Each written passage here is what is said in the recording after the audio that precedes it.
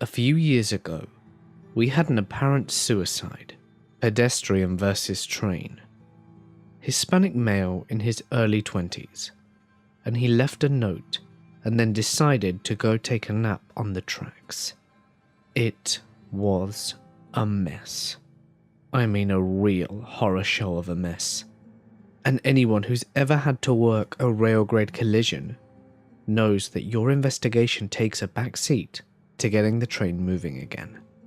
So we are working like crazy to get everything in order so that we can release the train. Well, and this is the creepy part. The family claimed we missed something out there. Personal property of the deceased, I suppose. According to the mother and grandmother, this kid had a big, gaudy gold cross neck chain that he loved more than life itself. We searched for it high and low and never found it. We even came back out with a K9 unit and tried to pick it up, but still, no dice. At this point, it's just gone. Disappeared into thin air. Well, this guy's younger brother is a 17-year-old kid with a chip on his shoulder. He goes out there at night a few hours after we'd cleaned up and decided to look for himself. Before he went out though, he told his friends and family that the cops were worthless and that we were not trying to help. I shit you not. You cannot make this stuff up. He gets hit by a different train in almost the same damn spot on the tracks. You could still see the bloodstains on the shale. So sure as hell we go out, and I'm not even kidding. We find this poor kid over 100 feet of tracks, and he's got the gold chain clutched in his hand. That's some Final Destination shit right there. I felt so sorry for the parents. This happened when I was interning with the sheriff's police department, so most of my time was spent on patrol. We got called out to do a wellness check, which the deputy thought was going to be a piece of cake, like she was out of town or something. We get there, and we are met by the neighbours, who told us that the mail is piling up in the mailbox, and that there are several untouched packages on the porch.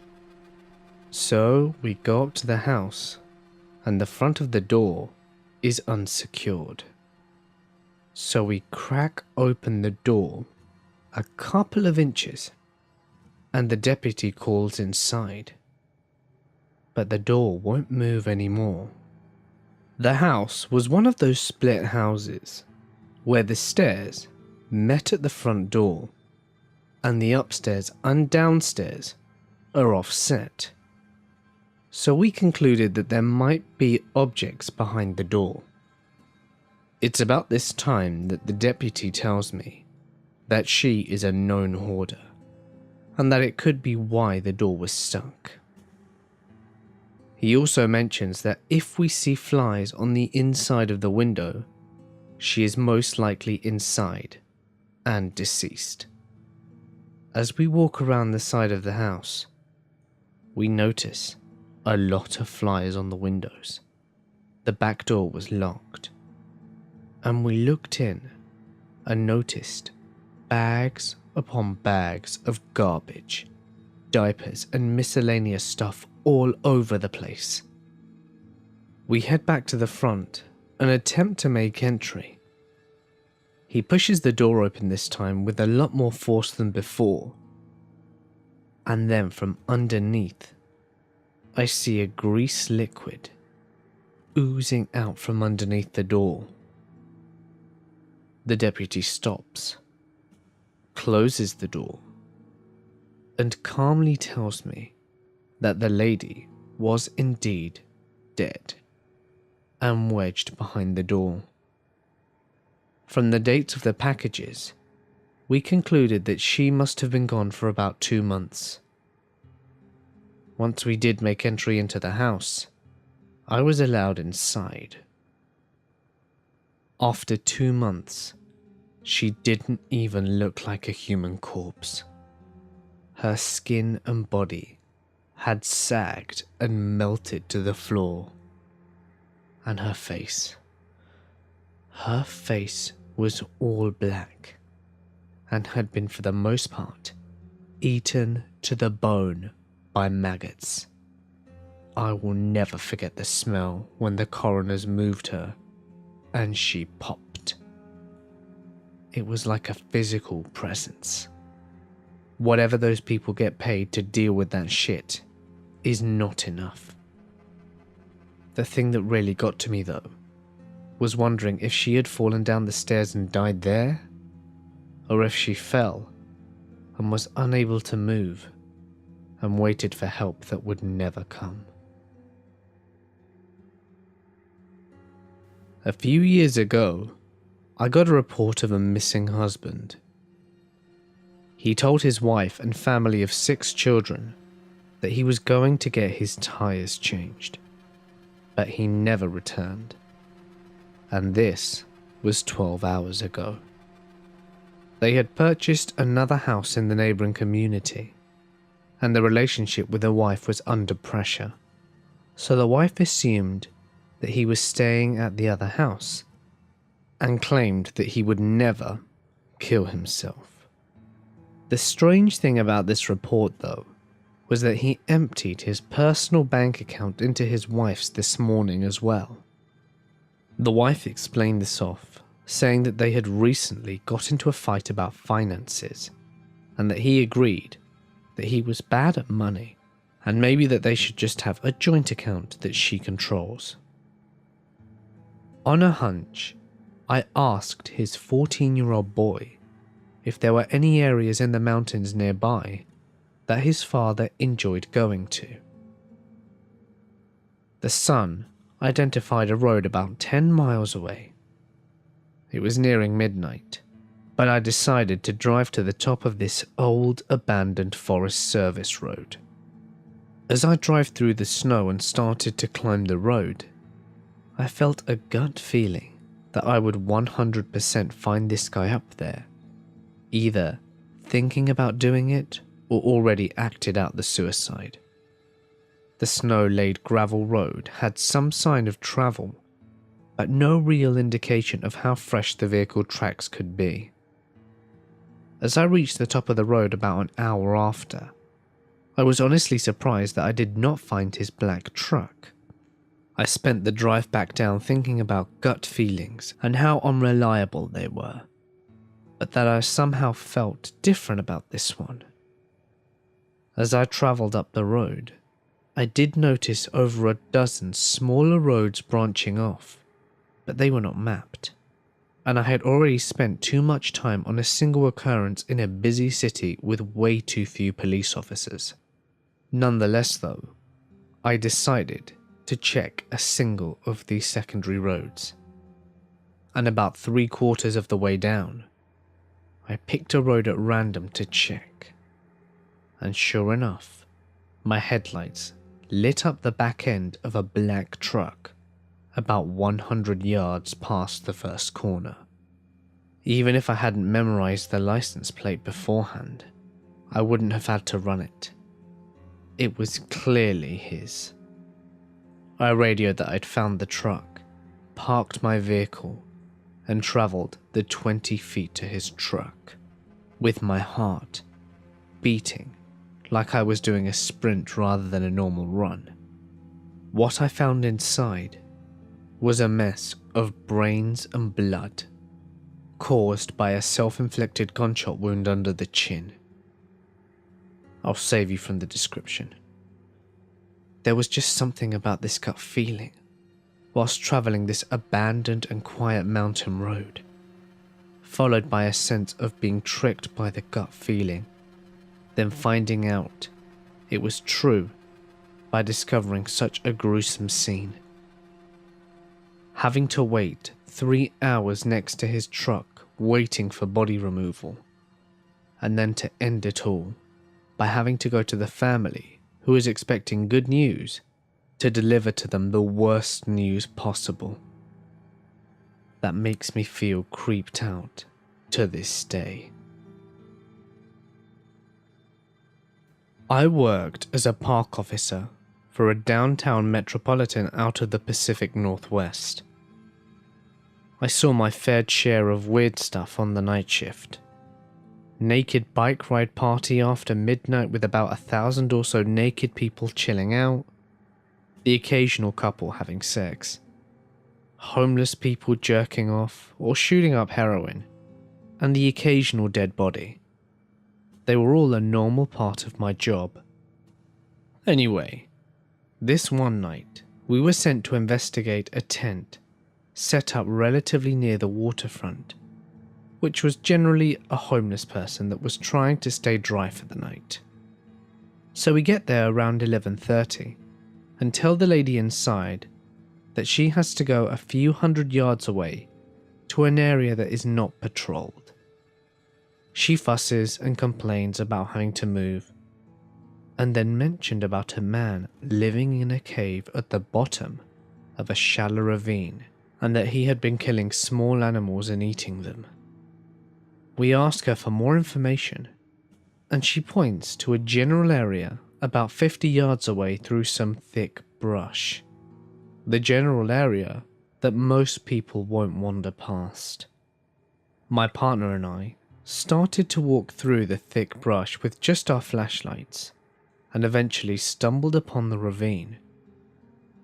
And sure enough, there is a small opening on the side, enough for a person to fit in.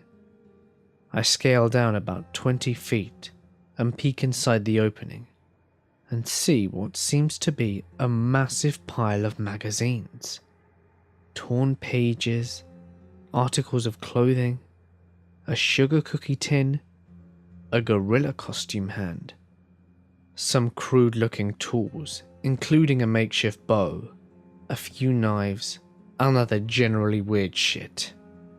Being curious, and given that the cave was empty, I opened the sugar cookie tin and found a large amount of what seemed to be raw animal meat. At this point, I was thoroughly freaked out and decided to leave the area and inform the police of what I had found. We never found out what came of the guy who was staying there or what he was doing, but it was definitely freaky at around midnight in pitch black conditions. I've been a cop for a while now, and this is one of the calls that still haunts me. I get a call for a domestic assault that has just occurred, and I learn that the victim is at the neighbor's house.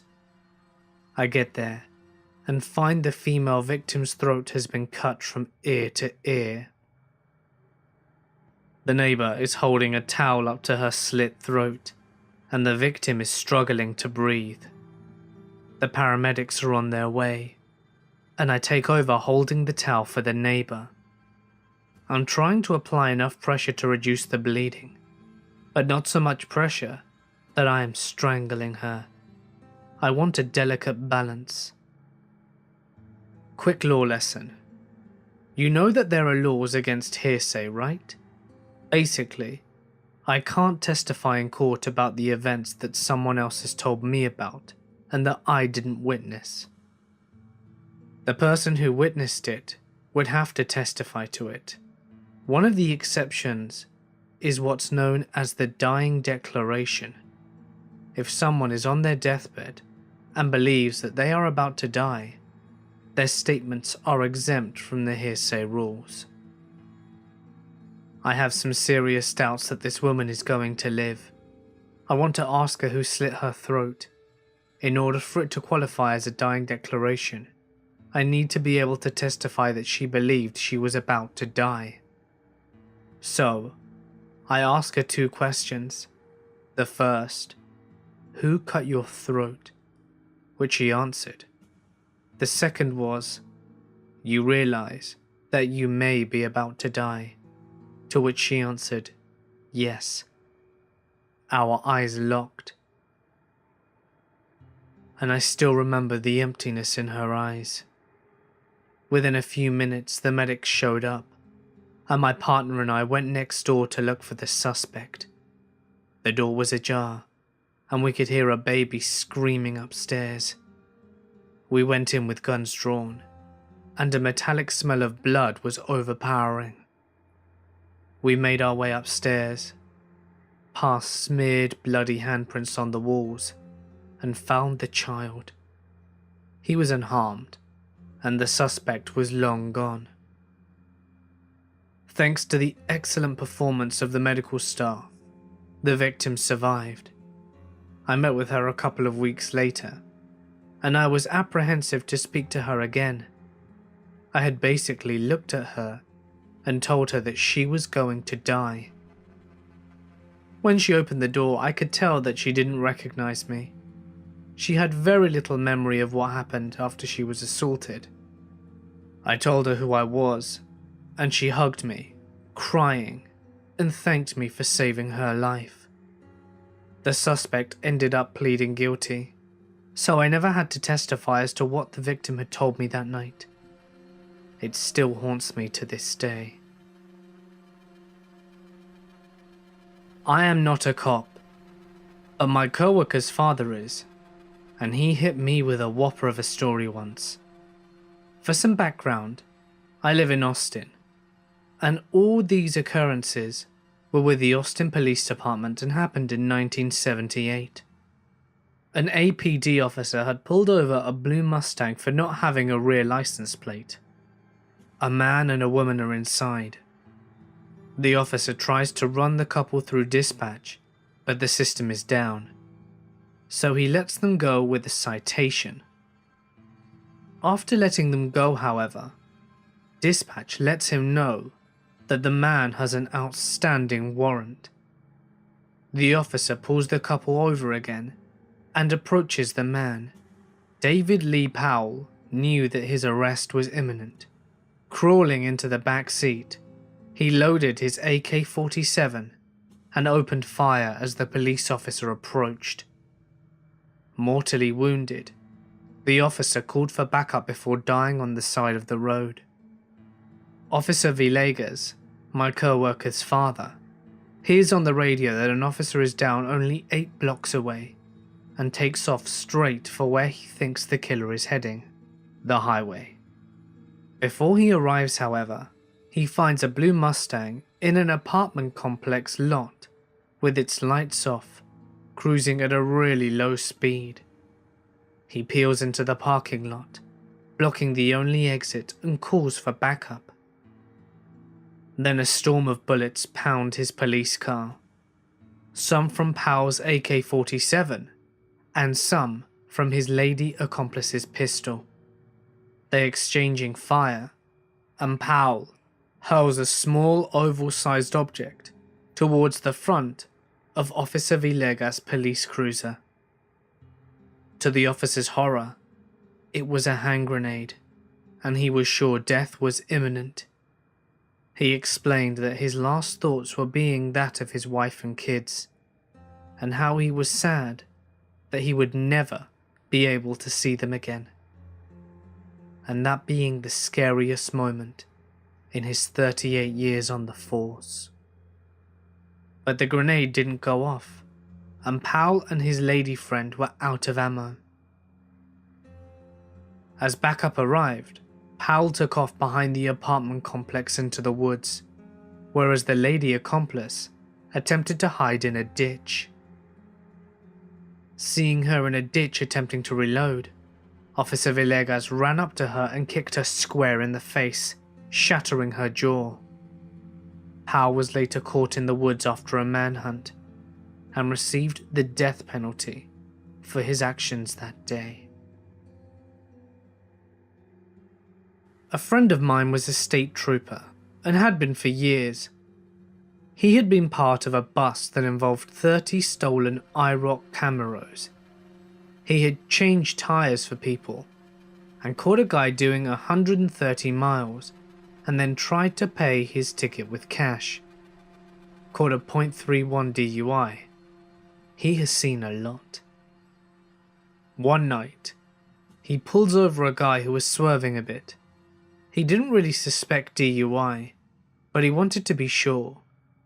He pulls him over and calls in the plates and goes to talk to the guy to get his license. As soon as he turned around, the guy pulled a gun and got out. My friend turned back to find himself staring down into the barrel of this guy's handgun with no way out. He soon learned of this guy's warrants and how he wasn't going back. The guy got him down on his knees, and the guy kept talking for about a minute and then goes to execute him. He pulls the trigger with the gun held to my friend's head, and it jams. The gun doesn't go off. He quickly subdues the man and arrests him. The guy is lying on the ground crying. My friend gets back up, and this guy goes to prison. He was never able to return to patrols. He would freak whenever he had to pull someone over, and it ended his career. Years later, he went to prison to meet the guy, and forgave him for what he did that night. I guess it was to get closure. My dad is a cop. Obviously, he always tried to downplay the danger of situations to my sister and me, so he wouldn't scare us. But one morning he came home shaken. I was a teenager at the time, and I asked him to tell me what had happened. He and his partner were doing the graveyard shift, and there was a seemingly abandoned car on the side of the road. They got out to see if anyone was in it. My dad was first, whilst his partner stayed in the car to radio report. I'm not too sure how this next part happened, but as he was approaching the car, he realized that there were multiple people hiding in there. All of them were acting super strung out. As he's going to back away to wait for his partner, he hears his partner running over. He identifies himself as police to the people in the car and asks if there are any weapons in the car and things like that. His partner comes around and starts getting people out of the car, and they see a gun. Okay, kind of a biggie. His partner goes to start talking to the people in the car to see whose it was. In that time, one of their people had gotten away from the group. My dad was speaking with the driver nearest the front of the car, and his partner was talking to a few others towards the back. As my dad was questioning this guy, the guy's eyes go wide, and he kind of backed up. He turned around to see why, and a man had a handgun pointing to the back of his head. He's a cop, so obviously he's had guns pointed at him before, but never that close. Thankfully he is a beast, and he started talking to calm him down, and just telling him to take his finger off the trigger. Whilst he was doing that, he put his hand up slowly towards his face in the I surrender position, and the second guy took his finger off the trigger, and he stuck his finger behind it. Then he called over his partner and they handcuffed him. Obviously it's terrifying that if the driver hadn't widened his eyes, he would have never known and could have possibly been dead. But I'm thankful every day that he acted quickly. I rather like having him around. I arrived in at work at 6 AM and finished work at 10 PM. The previous night ended up running into an assault on an old man on his way home, and my commute was about an hour. So instead of getting home around 11, I got home around 11:45. I have a quick bite with my wife and go to bed around half midnight. 3 hours and 45 minutes later, I woke back up because I had to be in work for 6:15. I'm on station duties and a man comes in. and says that he thinks his wife is missing. He's very sketchy on details, and I'm just having to drag information out of him. Basically, they had a fight, she stormed out and didn't come home that night. I checked her on the system, and she's a respondent for a couple of domestic violence orders. I dig a little deeper, and I discover that they're actually against her son, rather than her husband. I am very, very tired and a little cranky. I look at the bare information I have, and send the chap home to wait for his wife. I check the hospitals on our own system to make sure she hasn't been arrested, and local fire and ambulance services. I circulate her details to all units in the city and record the incident. I have done enough to cover my arse, and technically, there isn't anything else for me to do for a while. I go and get a cup of coffee, and all I wanted to do was sleep. But something didn't sit right with me. I was suspicious of her husband. He seemed as if he were hiding something. I went down to my skipper and asked him if I could go to the house and have a look around and maybe talk to the husband again. The skipper isn't delighted about it, because it means he'll have to cover the desk because we're short-staffed. But he agrees like a trooper, and off I jolly well trot. I arrive at the house and speak with the husband again, and ask him if I can have a look around. There may be something that might shed some light on where she may have gone. I have a scout around the house, and find several containers of pills with weird names.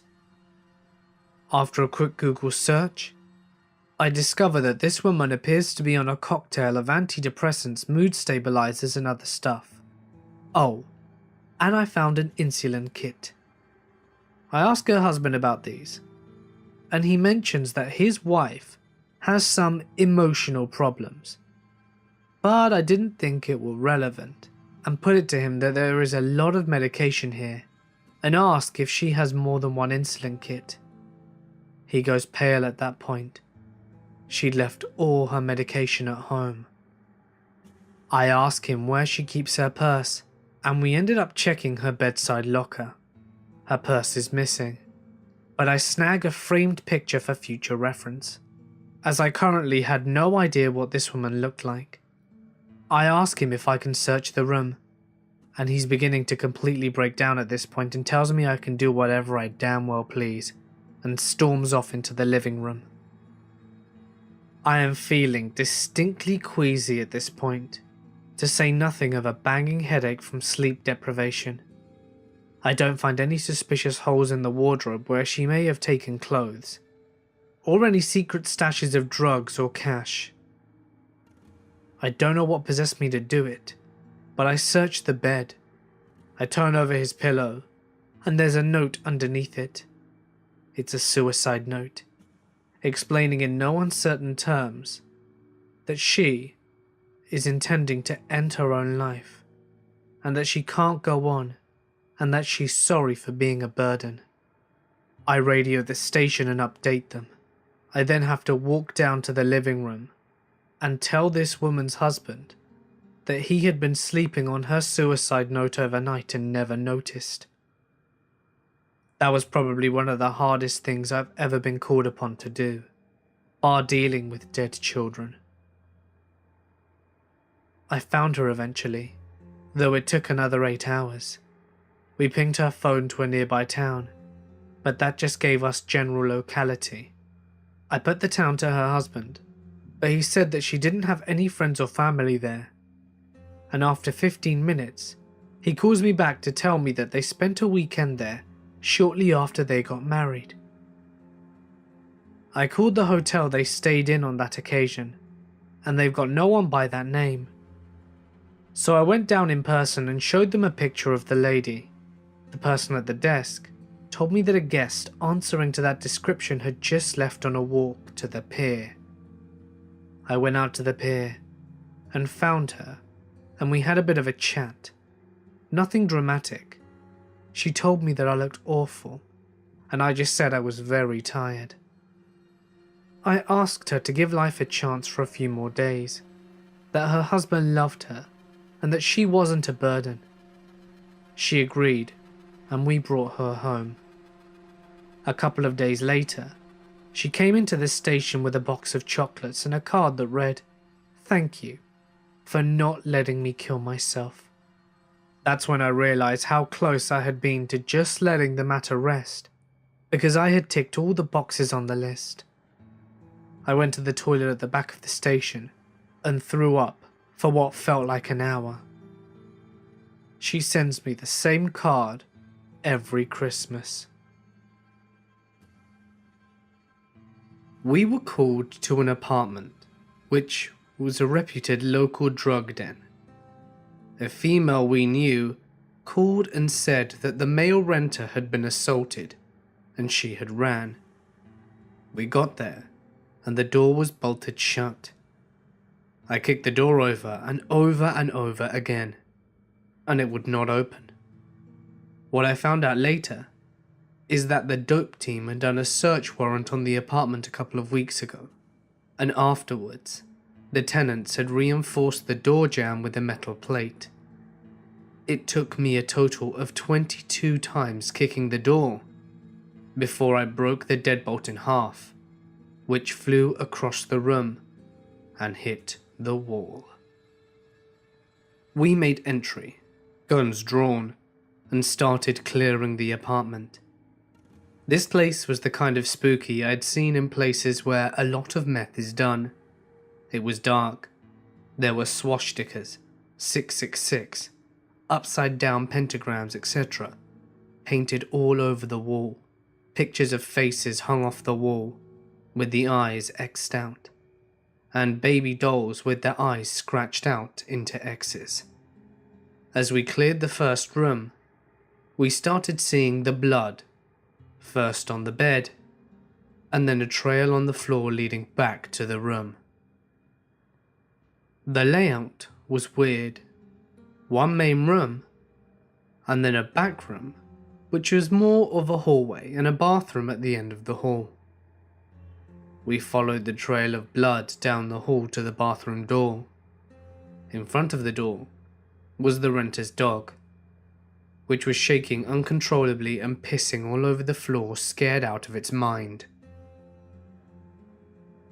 As we got closer to the dog, it became very aggressive because it was scared. I made my way around the dog and entered the bathroom, where I found the renter hunched over in the shower, bleeding from his face, holding his cheeks with his hands. He was frantically trying to talk, pleading with us not to hurt his dog. Blood was dripping from his mouth, and I couldn't understand him. Then, I saw the extent of what had happened. His jaw had been dislocated on both sides when he was beaten by two men with a hammer. It was just hanging there. As he was trying to plead with us, he could only attempt to talk by flicking his blood-covered tongue in the pattern of words, because his jaw didn't work at all. This was told to me by my EMT friend. In one of the apartments in a nearby city, the apartment manager went in to investigate a really bad smell in one of the lower units. Apparently, people all around it were complaining. Once he saw what was up, he called the ambulance. So, first responders show up, which included my said EMT friend. And there's this lady sitting on a couch. There's also something squirmy going on down in her underpants area. So they check her out, and in the process remove said undergarments. And out falls a swarm of maggots. Apparently, said individual had a fairly strong substance abuse problem. Some of the needles she poked into her nethers, which caused an infection. This led to rotting flesh, which attracted flies, which in turn led to maggots. The worst part, she was not dead, just so drugged up that she basically never noticed that she was literally rotting and falling apart from the waist down. My grandfather's cousin had been a coroner for years, and they had to get into a house of a guy who lived alone. It was just him and his dog. The dog had been chained outside at the time that this guy died, and obviously there wasn't anyone around to unchain him afterwards. It had been days in the southern sun, so someone at some point unchains the poor dog before the coroner gets there. They have to hold onto his collar because he is frantic and desperate to get inside of the house. The coroner gets there, they bust the door open, and the dog manages to slip away from the person holding the collar. The dog dashed past everyone and leapt on the body of the dead owner, no doubt to protect him, at which point, apparently, he exploded. You may be wondering why. The bacteria in your gut that makes you fart starts eating your body after you die. They're still making a lot of gas, but now it doesn't have an easy way out. So the body fills with gas, and at the same time the skin is getting thinner and weaker. So the end result is basically a very grisly and foul-smelling flesh balloon, 5 to 6 feet long, and then along comes a dog with sharp scratchy claws, and boom, it was entrail confetti for everyone. I spent my first year as a constable in an inner city suburb of Queensland. Now, of the population of the area, something like 40% was reserved for government-commissioned housing for rehabilitated criminals and persons released from mental health assessment centres. So there was a share of creepy shit, but to be fair, for the most part, the people who we dealt with were more like cartoon characters than super shady creepy, but they had their moments. One guy that we had just met before decided one afternoon to start destroying shit in the commission setup of units he lived at. He was going crazy, kicking through latticing, throwing pot plants off buildings at passers-by, stealing and collecting people's shoes, smashing car windows and the like. After about 15 minutes of mayhem, he must have ran out of steam and gone back up to his unit. That's where we found him, and he decided to bung on a turn. He would just not stop screaming and bashing his head and face into any surface or object that he could find. Eventually we got a van with a pod and secured him. Then we went back into the house to try and figure out what had happened. The house were like a cluster bomb had gone off. Somehow he had fit 2 coils trolleys inside and was using them as furniture. The whole place stank of rotting food and shit, and on the coffee table, if you can call it that, there were a series of scrawled notes of just expellatives. Again, not massive mental function with this guy, as well as a wooden box. Inside the wooden box were about 100 small clip seal bags. Over half of the bags had a brown granular organic material in them, and the others had clear crystal-like stuff in them. The brown bags were somewhat organised from the smallest to the largest staples. Now, with the type of people we had in the area, we had all sorts of wonderful ways these people got high. We were used to seeing weird shit that people would ingest, so we didn't recognise these bags, but were quite confident that they were a narcotic of some kind. So, of course, we examined the bags and their contents, and there's enough to test if need be. So I go to get one of the bags and empty its contents to see it better. So these samples of brown material, they've got flecks of colour and little tendril-like hairs, not unusual for plant derivatives to have, but I've never seen it before. So I'm looking at it, I'm holding it, talking to my partner that it may be a really coarse hash derivative, or byproduct of production or something else, and how this might potentially explain why the guy went nuts. The dog unit officer who assisted with the arrest comes in. He sees the scene, looks at the coffee table, and looks at the bags, looks at me holding at the contents of one in my palm, and straight away goes, "That guy's got golden staph. He's been collecting scabs." This guy had been picking at a golden staph infection on his leg, collecting the scabs, organizing them into smallest to largest, and then eating them. The small yellow crystals, snot and crust from his nose, with the same end goal. I got dispatched to a call. The daughter had tried to reach her elderly mother and couldn't make contact.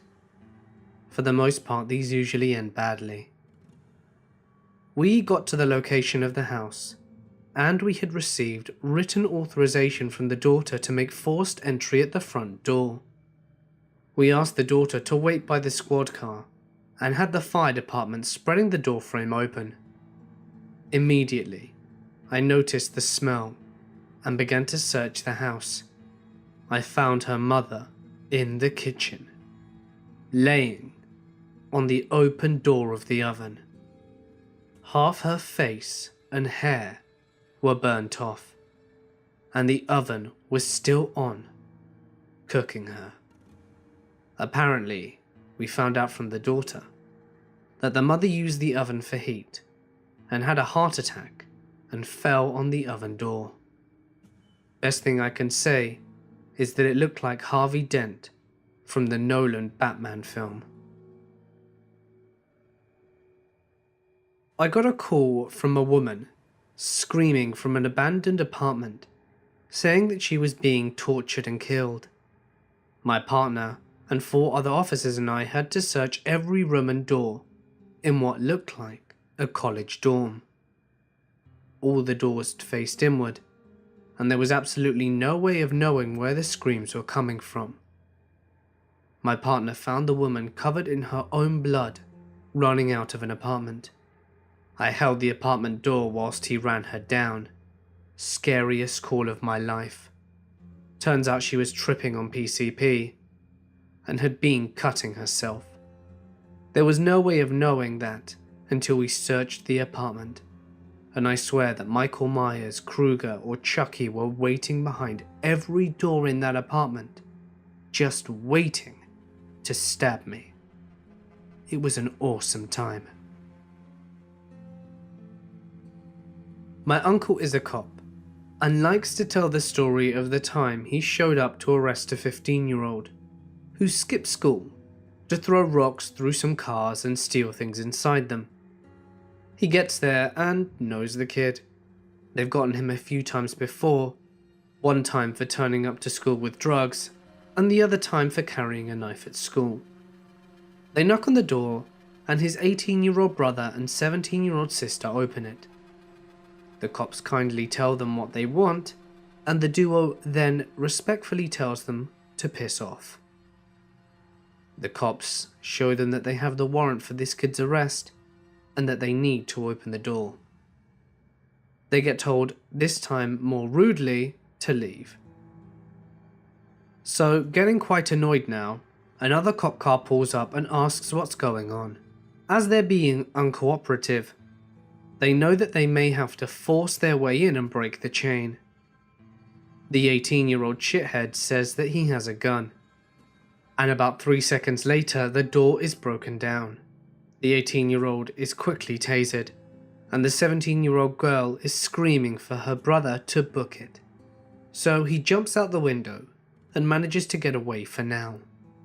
The brother is thrown in the cop car, and the 17-year-old very cleverly slaps one of the officers in the face and ends up getting the same free ride and a new pair of bracelets. They then call the property manager to get permission to enter the house and complete the investigation. The second floor reeks, It's the worst smell they've ever smelt. They get upstairs and it just gets worse and worse. They open the door and find a long, rotten body, surrounded by needles and other drug shit. They leave and call it in. Uncle says that later it came out that their grandmother died of an overdose. The mother was in jail for stabbing up some guys, and the kids never reported the grandmother being dead, so that they could keep cashing in her social security checks. She had been sitting there dead in a corner of a room for about a year. I was a fresh officer with dreams of being a hero.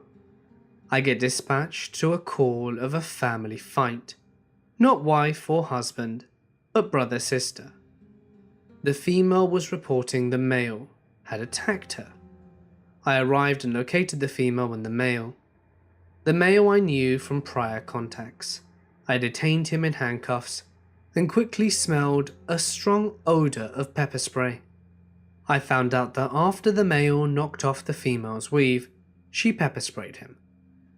I knew there were different types of pepper spray, like gel, and I'm walking around the house taking photos for my investigation and assessing the property damage. I noticed that in his room, the odour of the pepper spray was extremely strong and made my eyes sting and water instantly, with a decent amount of stinging sensation. The fumes had made it incredibly hard to breathe, and left me without the ability to breathe at points, requiring me to leave the room to get fresh air. I then find a brownish gel substance all over the walls in the shape of handprints. I photographed the evidence and determined that it was the pepper gel that the male suspect was wiping off his face onto the wall. I found it odd that it was all over the walls and covered the room. I thought this chick dusted him with the entire can of pepper gel, and after some investigation, I took the male to jail. I responded to the same house several days later for an unrelated medical issue. There were more family members at the house, and the male was still in custody. I was having a conversation with the family as the hero firefighters were saving the day. I inquired if they had fully cleaned up the pepper spray from the male's room, and they gave me a strange look and told me that there was none in there. I told them about the gel that was on the wall, and then I sat there in horror as they explained to me that this man had been, for years, ejaculating on his walls and playing with it, and the gel was in fact the fumes that were released after years of accumulation. My God, was it foul. A former officer of the law told this to me years ago. The officer had responded to a parent's call to arrest their son, who they were convinced had relapsed on meth. What had tipped them off was that the son had started blasting both thrash metal and porn on max volume from his bedroom and locked himself inside. Communication with the kid was impossible with the noise. However, the officer's partner had been able to glance into the kid's window and can see that he was sitting motionless in front of his computer. He was shirtless, but otherwise everything seemed rather normal. With permission from the parents, the officer decided to push through the lock. Moans and groans and relentless guitars deafened the ears. The only light illuminating the room was the bluish hue of the computer monitor. The kid's face was a disoriented grin, stretching to his lips' furthest limits. He wasn't shirtless, he was in fact naked and drenched in sweat. In his right hand, cupped like a chalice, were his testicles, which he had ripped off in a flurry of drug-induced self-mutilation. I was taking this law class, and my professor brings in a cop to talk about points of law. At one point, the cop shows the class a picture of a man who committed suicide by a gun. "Can you see what colour his eyes are?" he asked. Of course no one can. And after some dumb stares, the cop says, "Blue. One blue this way, the other blue that way." The whole class groans and raises it. The whole class then groans, so I raise my hand and say, "Obviously you have thicker skin about this story than anything we do, but have you ever seen anything that got to you?" The cop then got very serious and told us this story. A local family, 2 brothers, both very young, every Saturday morning, the older brother would get up early and make toast, and both he and his younger brother would sit in front of the TV, munch some toast, and watch Saturday morning cartoons. This one Saturday, the older brother didn't want to get up and make toast, so the younger brother decided to try it for himself. He apparently went to the kitchen and put the bread in the toaster and then pulled the switch down. He didn't notice how close the toaster was to the kitchen window curtains, and to make a long story short, the house caught fire and the parents barely made it out alive with their eldest son. By the time the police officer arrived, the younger boy was dead, burnt to death in the living room. The officer said he must have set the toaster and went into the living room to watch TV and wait for his older brother to wake up and join him. The officer said that the window nearby had collapsed from the heat and melted around the little boy. The cop said he had 2 boys about their age at the time, said he needed to excuse himself from the scene, and went into his squad car and couldn't stop crying and shaking. As the cop told the story in class, he started crying again.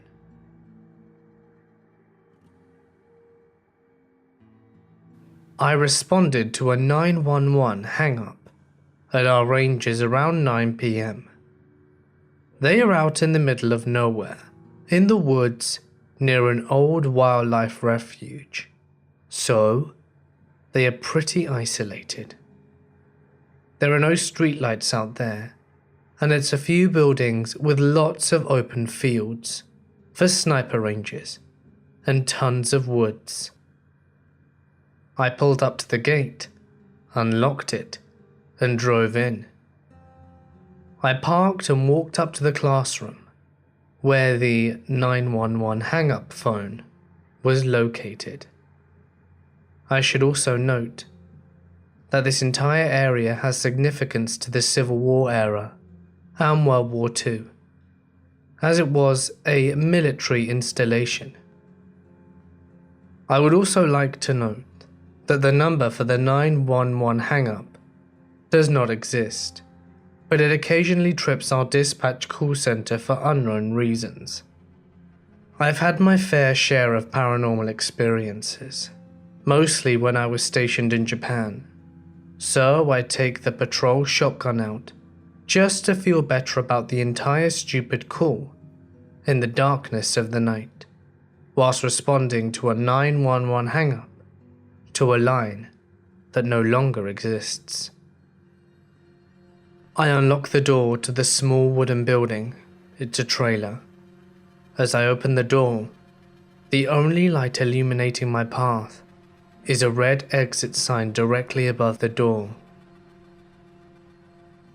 I don't see any light switches, so I take a few steps in to locate them. As I do, there is a doorway directly to my right. By this time I can see in my peripheral vision a human-shaped shadow with the red exit sign illuminating it. I turn quickly with the shotgun as my heart starts racing. I can make out the face. I quickly start hitting the wall and manage to find a light switch, which reveals a training dummy sitting in a chair.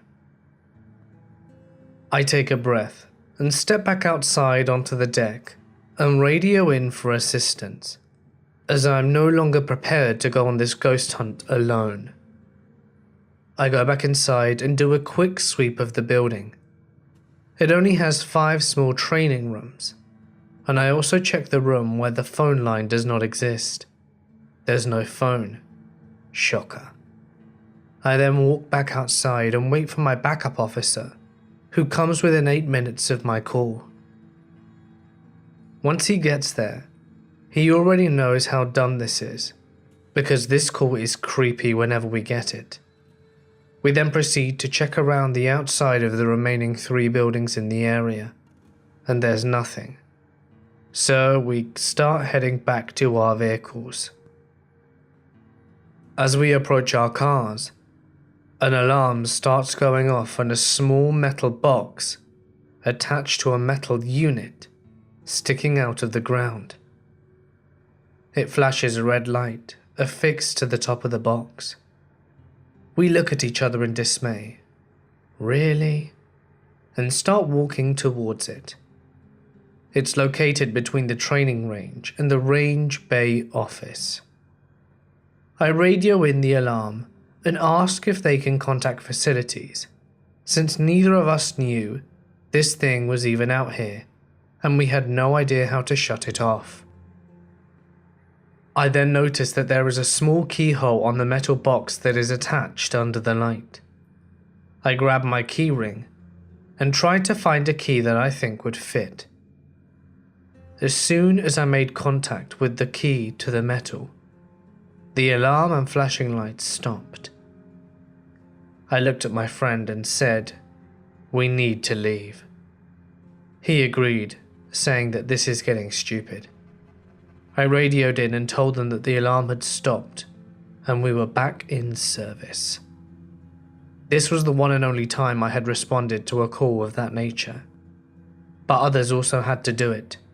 There are a few grave sites out there with markers from the 1800s, but nowhere near the range area I was at.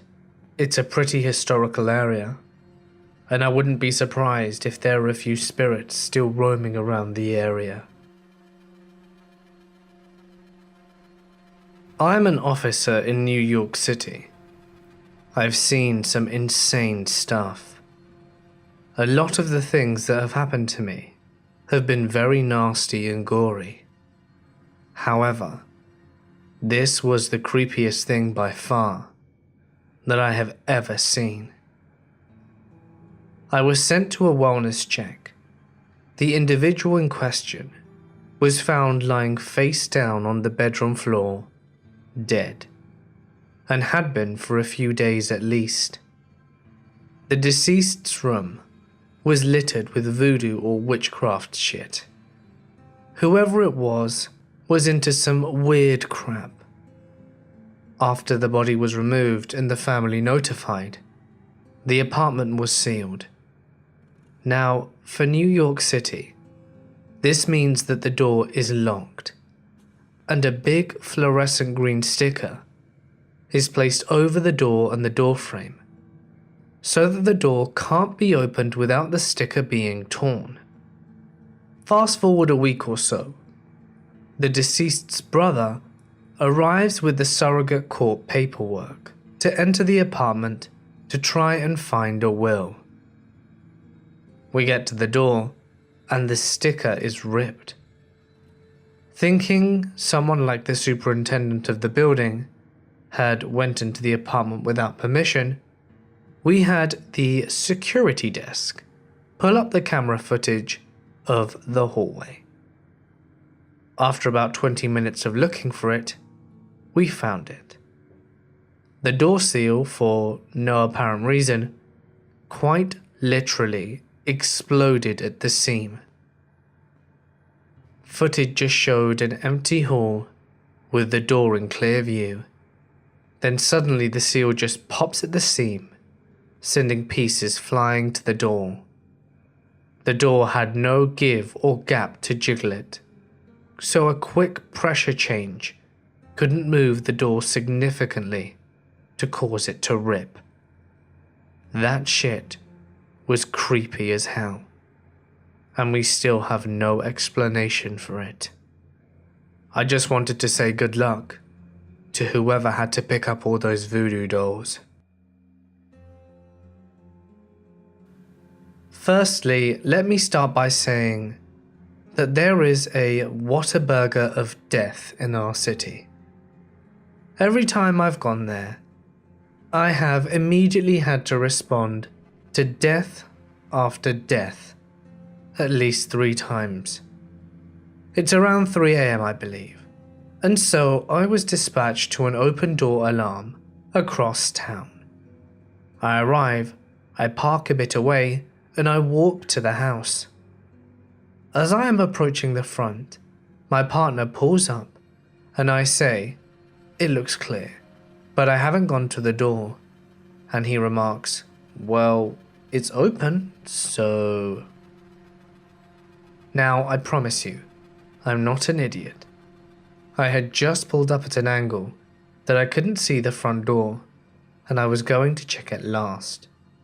So we approach and announce.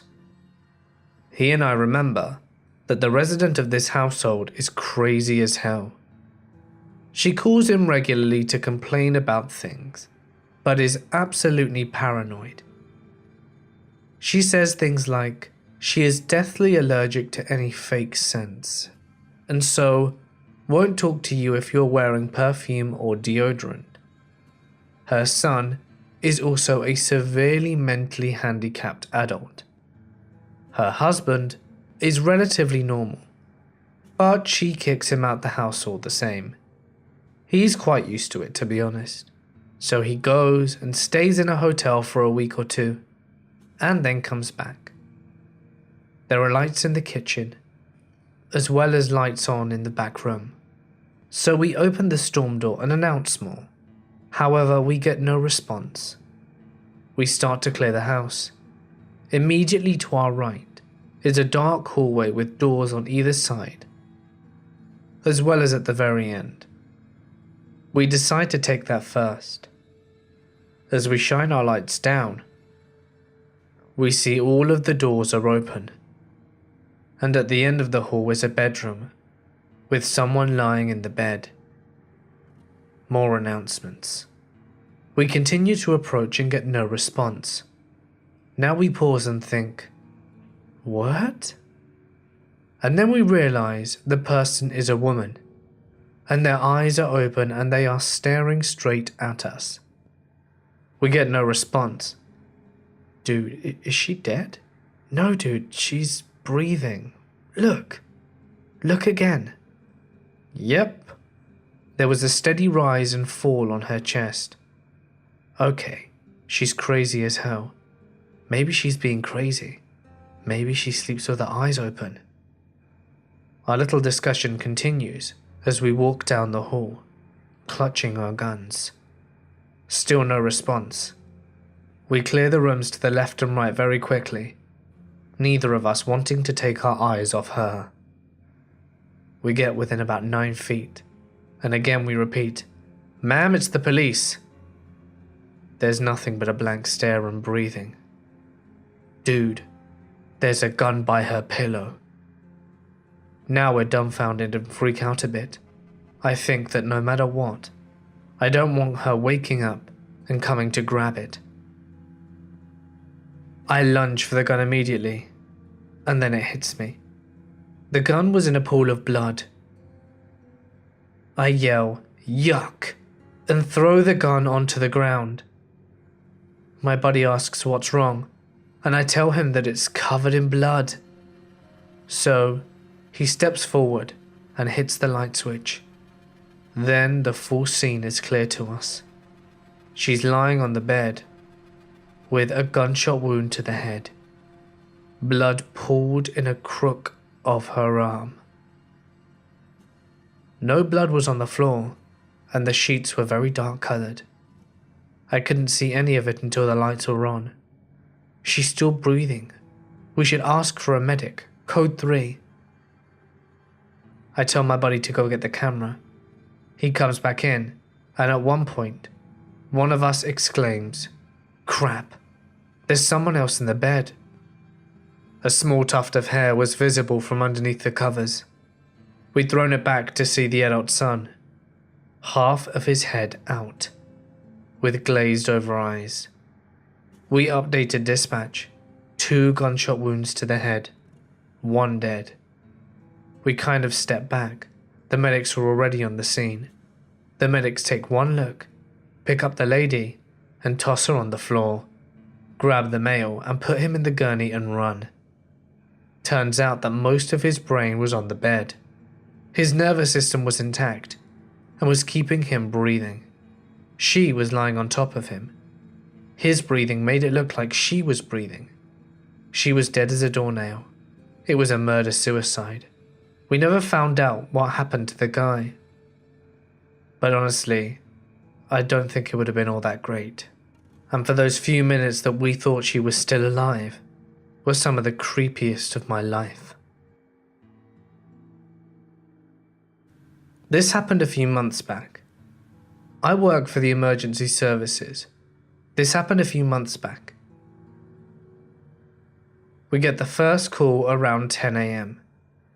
I asked the medic what the call was, and he says it was a 44. I asked him what that was since I hadn't heard of it before, and he says that the guy had shot himself with a 44. I wasn't sure if I should believe him since he bullshits sometimes. We get to the scene and the police are already there. The 2 officers and some volunteers are waiting by the door. I walk into the house and instantly something didn't smell right. I look around and notice the guy is a hoarder. I think maybe it's something thrown around that smells. We continue to the bedroom, and there's a guy lying face down, head between his nightstand and his bed. It smells pretty bad. He had a gash on his head from where he hit his head and fell, and I'm guessing hit the nightstand. He was 60 years old and pretty unhealthy. The other medics and police said he probably didn't die right away. The guy had been dead for about a week, and he was starting to decompose. He had maggots on him, and his skin was wet to the touch, with bubbles of water deposits on the outer layers of skin. They made us check for a pulse, so we hooked him up to our monitor, and surprise surprise, he had no pulse. Like, really, how dead can he be? The smell was similar to a dead animal smell, but it lingered, and I would occasionally smell it throughout the day. On my way home, I passed a dead animal, and since I was on my Jeep with no top, I got the smell pretty hard, and I almost puked. We got sent to do a well-being check for an old lady that lived by herself in a rough section of the city. This was a few years back, but if I remember correctly, she had no family or friends, and some sort of wellness aide had called it in. No one had heard from her for a few days. We knock and announce ourselves, and we get nothing. We get a property manager on the phone, and he comes by with keys. We open the door, and there she is, very dead on the floor, with a look of fear and pain frozen over her face. One of her feet was detached and was about a meter away from her body, with blood everywhere. I instantly assume she was murdered and get a shot of adrenaline. But when we take a second to take the whole scene in, we figure out how the woman died. She needed to adjust her blinds, so she got a chair from the kitchen, stood up on the chair, and lost her balance. She fell and landed on her foot, which snapped clean off her leg. She then proceeded to crawl around bleeding until she passed out and died. I've seen much worse, but this one sticks with me because I can't even imagine the thoughts running through her head as she was dying, all alone and unable to summon help. I was an MP in the army many years ago, and I believe it was 2005 when this happened. Shortly after our shift started, we were called to secure a crime scene in one of the on-post housing areas for lower enlisted folks. When we arrived on the scene, we were given a very vague overview of what occurred by the first responders and CID investigators present. A 19-year-old infantryman, fresh off deploy, brutally stabbed his young wife to death. I think she was 18 years old. Too damn young either way.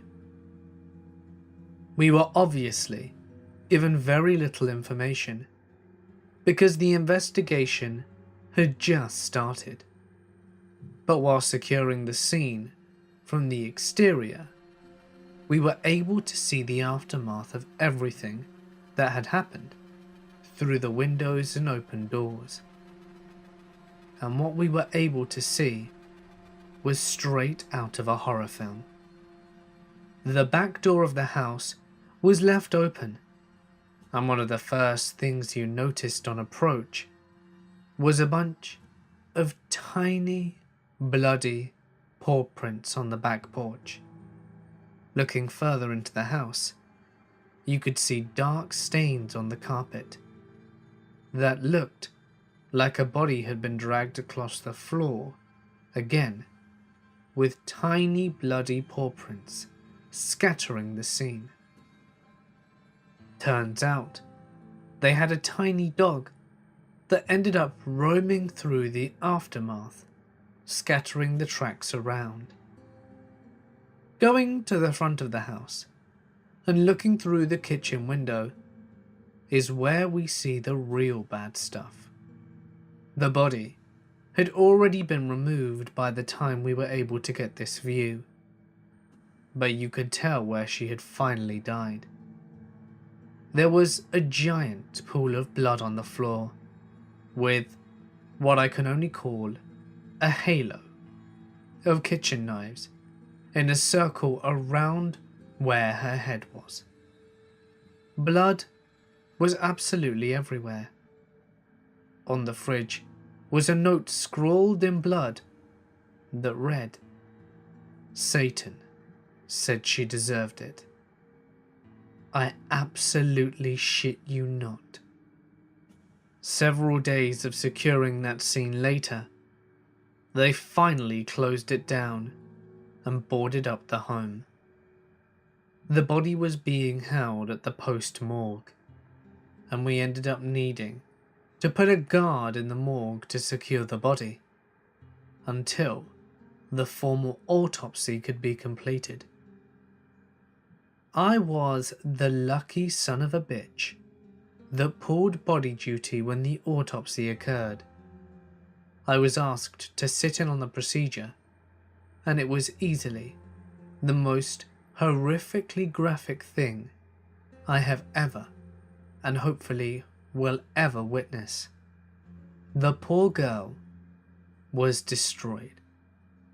Her husband stabbed her something like 50 to 60 times. The first thing you notice was the meat cleaver stuck in her neck. They just left it there.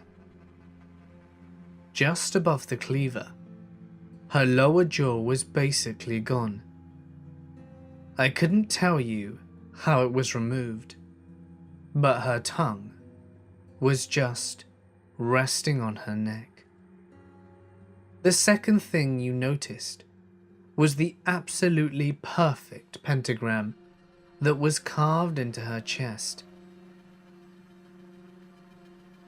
I'll never forget how perfect that circle was, and how the angles of the star looked like they were all made with a protractor. This sicko took his time to do this to her. The third thing I noticed was her hand. It looked like as if she had her hand put up in front of her face to block a strike and caught the cleaver across the palm. 3 of her 4 fingers were dangling from a flap of skin barely still hanging on. This all seemed too much. But it got worse. As the medical personnel continued to catalogue the damage, they noticed what I think was the absolute worst of it all. They ended up pulling out a 14-inch long knife sharpener out of her vagina, the hilt of which wasn't even visible from the exterior of her body. He had inserted this into her, and then they believed he had literally kicked it into her. They believe that she had already been dead by the point of this happening. I don't know how, but that was somehow almost relieving to hear at that point. The week or so securing that scene was creepy for sure, but the several hours of time spent in that autopsy made me question humanity and really changed my perspective on life as a whole. 2 combat tours in Iraq, and this was probably the worst thing I had experienced during my time. When I was 12, I moved to my grandparents' campground in Dayton, Tennessee. One half of the campground was dedicated to RV and tent campers. The other half was a trailer park for more permanent residents. My grandmother worked 7 days a week at the mum and pop shop. She sold bait, tackle gear, sandwiches, soda, candy, camping supplies and beer. We were the only dock on Lake Chickamauga with a gas pump, so we were always busy during the summer months. It was my job to run up and down the dock and pump boaters' gas for them. It was a fun job. I got to see a lot of pretty girls in bikinis. In the trailer park area of the campground, there was an old couple living in a mobile home. They had a pontoon boat, berthed at our dock, and a nice car. They were model tenants, and they always paid their rent on time, sometimes even early. But then one day, we noticed that their pontoon boat was gone, but we didn't really say much about it.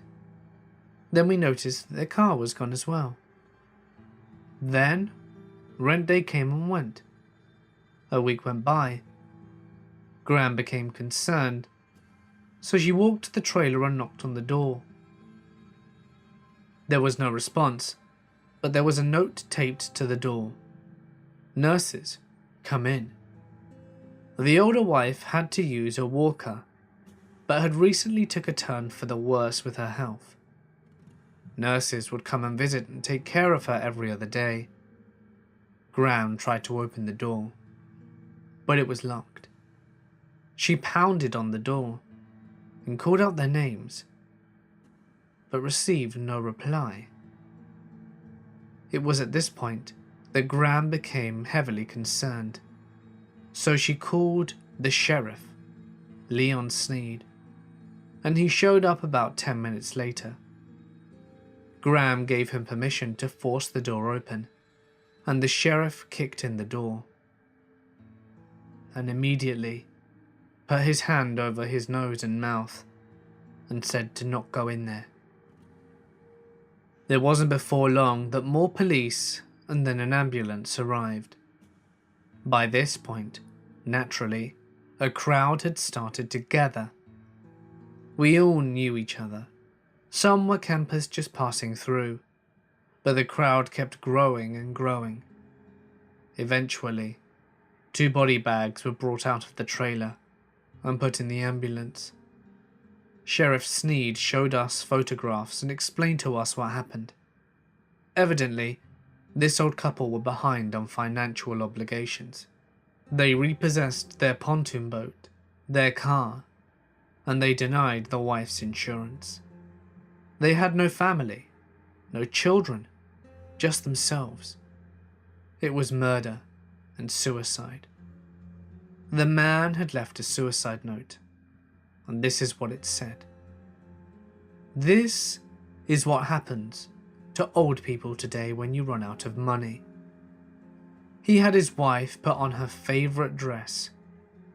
Then he strangled her to death and put her body on the kitchen table.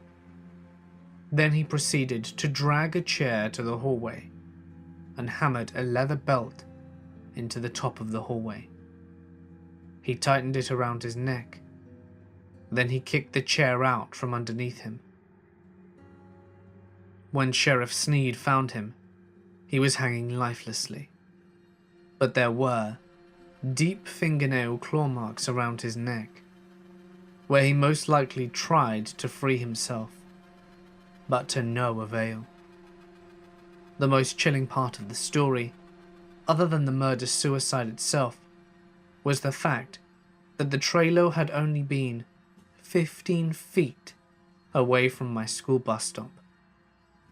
It was estimated that they had been dead for at least a week, so that means for 5 days straight, I was standing 50 feet away from 2 dead bodies, and I never knew. I am not a police officer, but I worked with the state police, running tows for them. And this 2012 Christmas still gives me nightmares.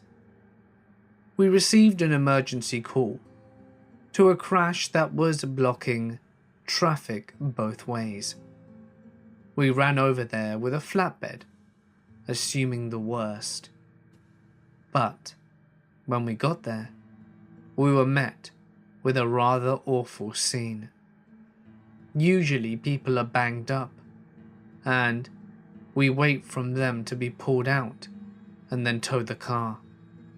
So this was a first for me. The pickup truck was indeed blocking traffic. It had been T-boned, pulling out of a Walmart parking lot. The truck was turned around the center of the road, cops and medics just standing around. We approached the scene. The horn is still blaring on the truck. There is a man hunched over, and his brain is splattered all over the interior of the truck. His head is mangled, and now parts of the steering wheel, hence the blaring horn. The gate of the truck had come down, throwing Christmas presents perfectly wrapped, with bows and cards all over the road. Between brains and Christmas gifts, I quit that night. I was interning with the sheriff's police department, so most of my time was spent on patrol. We got called out to do a wellness check with the deputy, and he thought it was going to be a piece of cake, like she was out of town or something. We get there and are met by the neighbours, who told us that the mail is piling up in the mailbox and that there are several untouched packages on the porch. So we get up the house, and the front door is unsecured. So we crack open the door a couple of inches, and the deputy calls inside, but the door won't move anymore. The house was one of those split houses, where the stairs meet at the front door, and the upstairs and downstairs are offset, so we concluded that there might be stuff behind the door. It's about this time that the deputy tells me that she is a known hoarder, and that could be why the door was stuck. He also mentions that if we see flies on the insides of the window, she is most likely inside and deceased. As we walk around the side of the house, we notice a lot of flies on the windows. The back door was locked, and as we looked in, we noticed bags on bags of garbage, diapers, and miscellaneous shit all over the place. We head back to the front and attempt to make entry. He pushes the door open, this time with more force, and from underneath, I see a grease-like liquid spreading out from underneath the door. The deputy stops, closes the door, and calmly tells me that the lady was indeed dead and wedged behind the door. From the date of the packages, we concluded that she had been dead about 2 months. Once we did make entry into the house, I was allowed inside. After 2 months, she didn't even look like a human corpse. Her skin and body had sagged and melted into the floor, and her face was all black and had been eaten to the bone by maggots. I'll never forget the smell when the coroner moved her and she popped. It was like a physical presence. Whatever those people get paid to deal with that shit, it's not enough. The thing that really got me though was wondering if she had fallen down the stairs and died there, or if she fell and was unable to move and waited for help that would never come. I was speaking to one of the guys who was with me that day, and he told me a story about something that had happened to him. He used to work for a disaster and restoration company, cleaning up after fires or water damage. For whatever reason, he once got a job to clean up a dead body.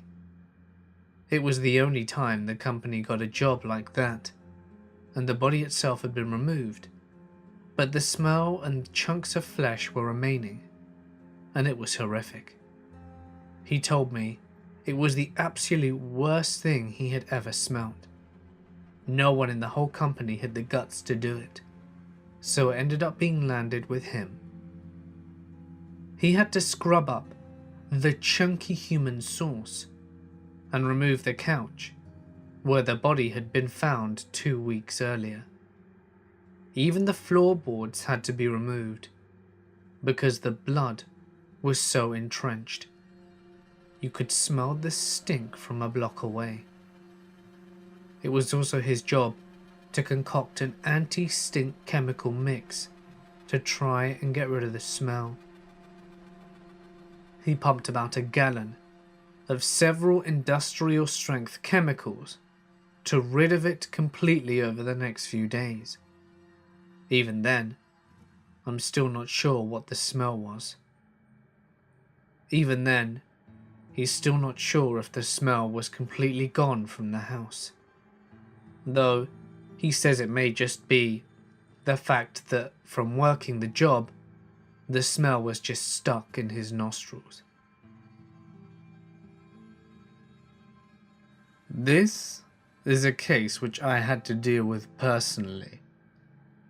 There were 2 adults that were reported missing, the parents of 2 adult children, 1 male, 1 female. Alerts are in place for the missing people's credit cards. The father's credit card hits on a purchase at a jewellery store where an engagement ring was purchased. This quickly leads us to the son who made the purchase of the ring.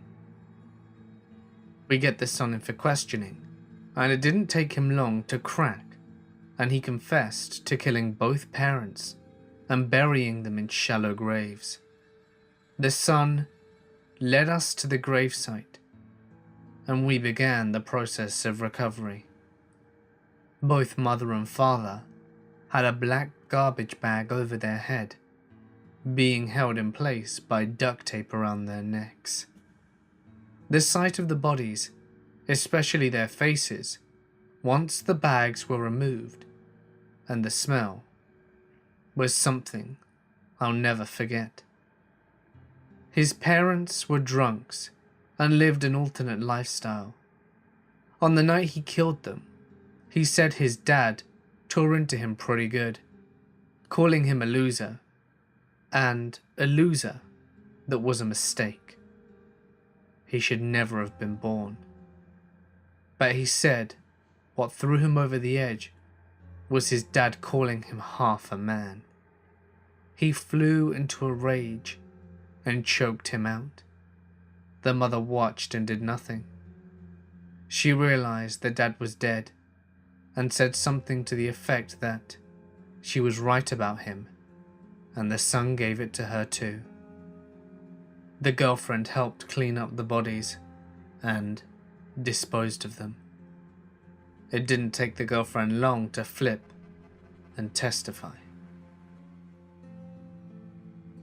I was working the third shift on Halloween night.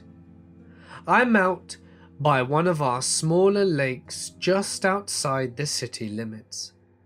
Kids love to go out and drink, which is surrounded by some very nice houses. Going through the neighborhood, each of the roads ends at a small 2-lane road that surrounds the lake. I'm slowing to the stop sign, and I'm already starting to look to my right to make the turn when my headlights start tracking the rock wall that surrounds the lake. I catch something out of the corner of my eye in one of the large trees that dots the walk path. I back up to see what it is, and it's a guy hanging. At first I thought it was a Halloween decoration. The neighborhood is really into decorating every holiday. So I stop, get out, and as soon as my flashlight hits him, I realize no decoration, nope, he's dead. As I'm standing there getting ready to call it in, I notice a gaggle of kids coming from down the street, trick-or-treating. Shit. As soon as they see my car, they start heading my way faster. So I book it back up the block to meet the parent walking with them and tell her she needs to take the long way around the block, as she can see in my face that I'm not kidding. Turned out, it was a 20-year-old that was devastated about his girlfriend breaking up with him, and she lived in the last house on the block, so she would see him next morning when she looked out of her window. I was called out to negotiate with a 17-year-old female who had barricaded herself in a bathroom with multiple knives and scissors. She'd done it very well too, as SWAT ended up going through the sheetrock wall. She wouldn't talk with me at all, but had multiple graphic conversations with her mother, who committed suicide 3 years earlier, and her dad, who's serving lots of years in prison for sexually abusing her. When SWAT pulled her out, she had completed multiple circumcisions on herself with the scissors, completely cut her own nipples off, and had sodomized herself multiple times with multiple steak knives. The kicker was, she was talking the whole time, and her tone or volume never changed. The pain never bothered her, or, more likely, she never felt it. The human mind is a scary thing. One cold October night, we got a call to assist the sheriff's office on a burglary in progress out in the country. Because our radios couldn't talk to the country roads, the country dispatch telephoned our dispatch, and our dispatch radio relayed the information to us. We basically had no info and didn't know where we were going, and I had a lonely, eerie creepy feeling in my bones whilst driving at crazy speeds to help this family. It took us probably 25 minutes to arrive on the scene. This house was dark. It turned out the suspect had cut the power days before and had been living in the house while the family of 4 was on vacation. Walking through the yard to the front door, I could hear a man yelling, "Get out of my house, please," politely, but firm and loud. I walked in and found an obviously mentally unstable young man, dirty, bearded, with wild eyes, calmly almost whispering, "I was sent. I'm supposed to be here. This is the place. This is the place. I was sent here. You'll be sorry." He didn't respond at all to verbal commands, but he didn't resist at all when I put the cuffs on him. It was like he was looking through me while I was questioning him and searched his backpack. I was honestly freaked out, even though I was significantly bigger than him. It was just unsettling. I didn't even want to put the guy in the back of the car. I didn't want to have my back to that tricky guy. His backpack was full of miscellaneous items, a notebook full of drawn monsters and rambling writings, a hunting knife, clothes that could have been his, mail from different addresses and names, kids' school maths books. It was just weird. Eventually, a county deputy arrived and took him away. I never did hear anything else about it. This reminded me of another time. I was very new and ended up having to babysit a TDO whilst waiting for a mental health services to arrive. It was just he and I in a tiny interrogation room. He was bearded, dirty, erratic, eyes were creepy, and he gave me the creeps. Whenever I would ask him a question like, "Nice night, huh?" he would respond by stopping whatever fidgeting he was doing, look upon the upper corner of a room, and nodding and mumbling, before looking back at me and answering the question. It was like he was getting his orders from an invisible demon hovering in the corner. I was genuinely afraid this nutcase was going to overpower me, take my gun, and go on a killing spree. I was just out of the academy and this guy was clearly capable of violence. The on-call mental health professional that night was a smoking hot young thin girl who immediately sat right beside him and put a sharp pencil in his hand. I was positive that I would be wresting that pencil from his hand later, but he calmed down when she arrived. Weird. I heard these stories from my dad. He worked for a restoration company, and they had a contract with the city for first responses to certain emergencies. The cops were called to do a welfare check on a woman. The family hadn't heard from her in a week or so. When they got there, they could see her lying on the ground by the front door through the window. They ended up breaking down the back door in order to get in, but she was long gone. So they called the restoration company to come board up the broken back door. My dad arrived on scene before they removed the body. She was all bloated and nasty. My dad had never seen a dead body and was a bit disturbed. The chief of the fire department was there and asked him if he was okay and if it was his first dead body. My dad was like, yeah, and the fire chief didn't seem bothered at all. So my dad asked him what the worst thing was that he'd ever seen. He had 3 stories, and this in my opinion was the most disturbing. The scene. Apparently, bystanders had seen a guy on his cell phone, and he was clearly arguing with someone. He hung up abruptly and threw his phone on the ground in anger, and then walked out to the highway. A 16-wheel semi was driving up, and he jumped out in front of it. The driver tried to stop, but every single wheel ran him over. When the fire chief got there, he said there were body parts and little pieces everywhere. The chief thought there was no way someone could survive that. He walked up to the majority of the body and heard noises. Apparently the guy was still breathing. Then after a moment he stopped. Immediately the chief goes in to start performing CPR.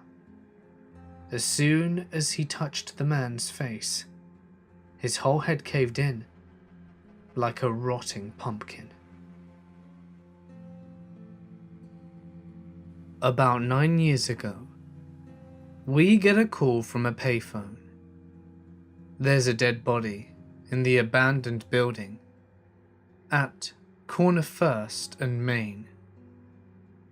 An officer responds to the area and can't find anything that would be considered an abandoned building. The caller hangs up without leaving any information, and the payphone that he called from was several miles from the area. So the officer clears out the call having no contact. The next day, we get another phone from another payphone. There's a dead body inside the abandoned building at the corner of 1st and Main. Again, they hung up without offering any other information. This time, I get dispatched the report. I head up to the area of the intersection and start looking around.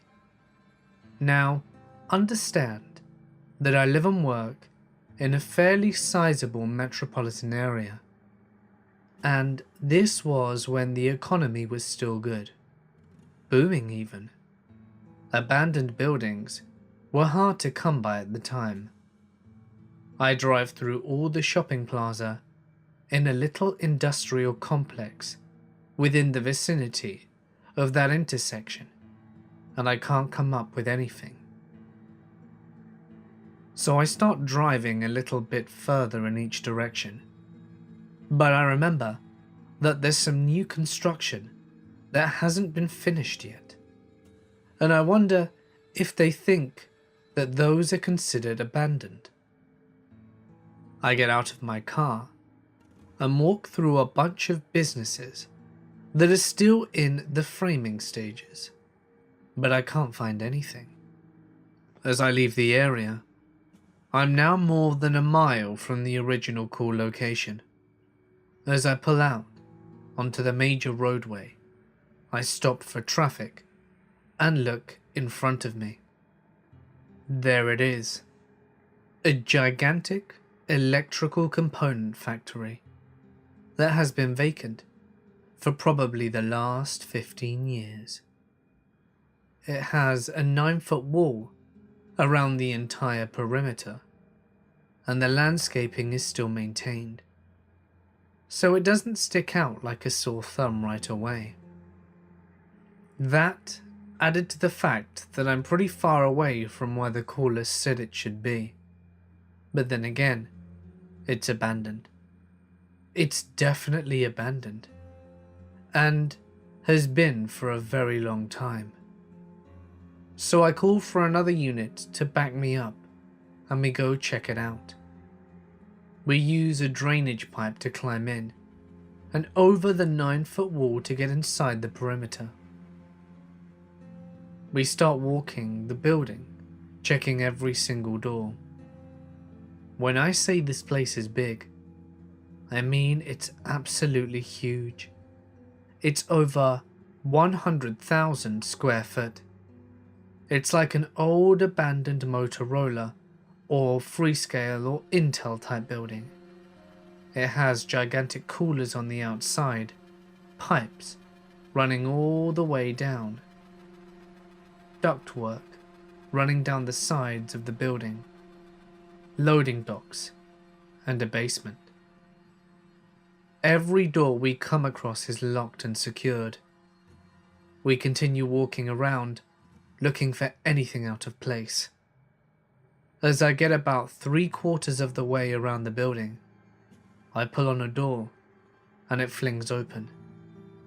I call my backup, who comes over to me. We knock, announce, and enter the building. As we step into a hallway that leads about 100 yards down, the doors on either side. The door we just stepped into closes, and it's black. Pitch black. Like I can't see my nose on my face black. We start moving through the building, trying to clear each room, to the best that two of us can. But this place is absolutely enormous, and each room is connected to what seems to be 4 other rooms. We stepped into one room, and the door closes behind us. It must have been some old clean room or something. It was the weirdest thing, because there was no sound. Nothing. I couldn't even hear traffic outside, or the grumble of electricity, or air moving. All the sounds that we heard through the rest of the building were gone into this one room. When I spoke to my partner, our voices didn't even echo.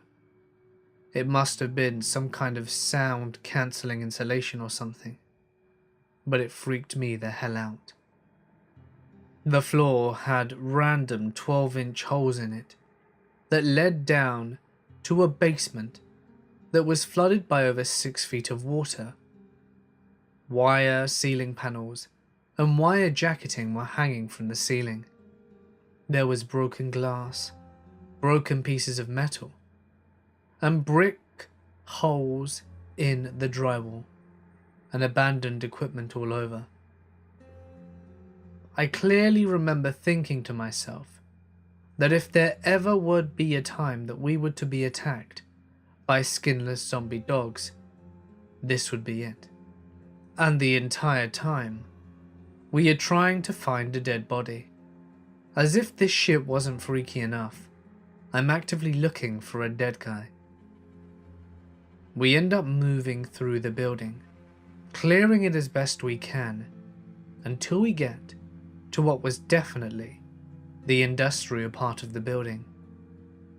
Gigantic boilers, evaporative coolers, and components that run the building. Oh, and spiders. A shit ton of spiders. We stepped into a room and find that it's a dead end. We've reached the end of the building and we don't have any further to go. The room is around 20 by 30 meters and contains 5 very large electrical cabinets. They're about 8 feet tall and each about 4 feet wide, sitting next to each other. And they look exactly how I would design the lab of an evil genius if I had to make a sci-fi movie. The entire thing was covered in dials, levers, and red and green buttons, but only the panel in the middle was still illuminated. It had one glowing red light on it, the first and only light I saw in the entire building. My partner calls out to me, "You got anything?" I replied with no, nothing in here. Looks like this was a gigantic waste of our time. Just let me take a look behind these cabinets and we'll be good to head back to the cars. The panels have around 18 to 24 inches of room on each and between them and the walls behind them. I walk over to the left side and peek my head round, and bam, there he is, a dead guy on the ground, pinned between the wall and the cabinet. He's on his back, arms in front of his chest like a T-Rex, and he has some injuries, and I nearly shot him. I'm not gonna lie, he scared the living shit out of me. even though I spent the last hour actively looking for him. I still wasn't completely ready for it. So, skip ahead to calling detectives. At the time, stripping copper was fairly new. At least, to our area. I didn't recognize what the wire jacketing meant, as I hadn't seen it before. These two knuckleheads, in breaking into this abandoned factory for God knows how long, and systematically stripping every piece of metal out of it. And they made it all the way to the very last room. The only room that still had power running into it. See, the middle panel, you controlled the fire suppression system for the building. And the owner's insurance policy required that it remain non-active. When these guys opened up the panels, they must have thought they hit the mother lode. Each contained an 1.5-inch copper cable. Now, an 1.5-inch copper cable is worth quite a bit of money, but it also conducts quite a bit of electricity. They cut through the first one successfully, and leaving the sharp end exposed inside the cabinet. But when this poor sap started cutting into the second one, he got the right of his lifetime. Not only did he electrocute himself, but the current coursing through his arms pulled him into the cabinet, stabbing one of the exposed ends of the previous cable into his chest. This kills the copper thief. What always struck me was that his accomplice never came forward to identify himself. When we contacted the descendants' families, they denied knowing anything about his copper stealing habits. So these two probably stole around $150,000 worth of copper together over several months. And at the end of the day, his buddy left him dead to rot away in an abandoned warehouse. No honor amongst thieves. I answer 911 lines. I had an open line of a guy yelling, "Ow," in between thud noises. He didn't respond to anything I said. Turns out, those thuds were the sound of him chopping off his fingers with a meat cleaver. I had a Good Samaritan call about a guy who pulled up in front of a medical center in his car. He had a travel blender plugged into his vehicle, and he was bleeding heavily. He had chopped off his own dick and put it in the blender. I forget the specifics as to why, but it had something to do with a pending child molestation or rape case. Last but not least, the one that will stick with me is the woman who called around 8 in the morning on a Sunday, telling me in an eerily calm voice that she had killed her baby by bashing its head into the floor because the devil was inside him. I didn't believe her, but it was true. My father has been an officer for over 20 years, and this story is probably the worst thing he ever had to do. My father and I were heading to the range one day to sight in our hunting rifles. We were in his police vehicle, since we were going to the shooting range for local law enforcement personnel. Dispatch came over the radio to get an officer out to a 911 call of a possible dead body. Many of the officers joked over the radio that it was probably a prank or someone overreacting, since it was around the time of Halloween. The responding officer arrives at the scene and calls in that he is going into the woods to investigate. A few minutes later, he sends out a call confirming that it is an actual dead body and to get the necessary resources sent out to assist. Then the responding officer personally calls my father because he recognized the body. It was my dad's brother. He had been having rough times and decided to end it all by hanging himself from a tree 50 yards into the wood next to the railroad tracks. The second worst part was that he had been reported missing for a few months, so by the time that they found his body, he was severely rotted. The worst part was that my father had to go to assist in the removal and scene investigation. That was the first day I ever saw my father cry, and I was in my mid-teens. This is a story told to me by a guy I apprenticed for. He was a New Jersey cop in the 80s and went to a 90-year-old woman's house with his partner on a welfare check. No response to knocking on the door, so they circle the property. My apprentice master looks through a back window and saw the little old lady.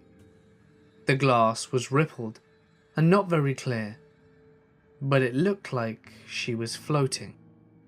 He knocks on that window and the lady doesn't move. He thinks he may have hung herself. They try the nearest door, and it opens. They hit the room's lights and see the little old lady in the kitchen, dead.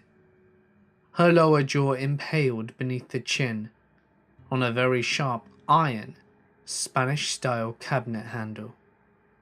She must have been standing on the counter reaching for something, and then slipped.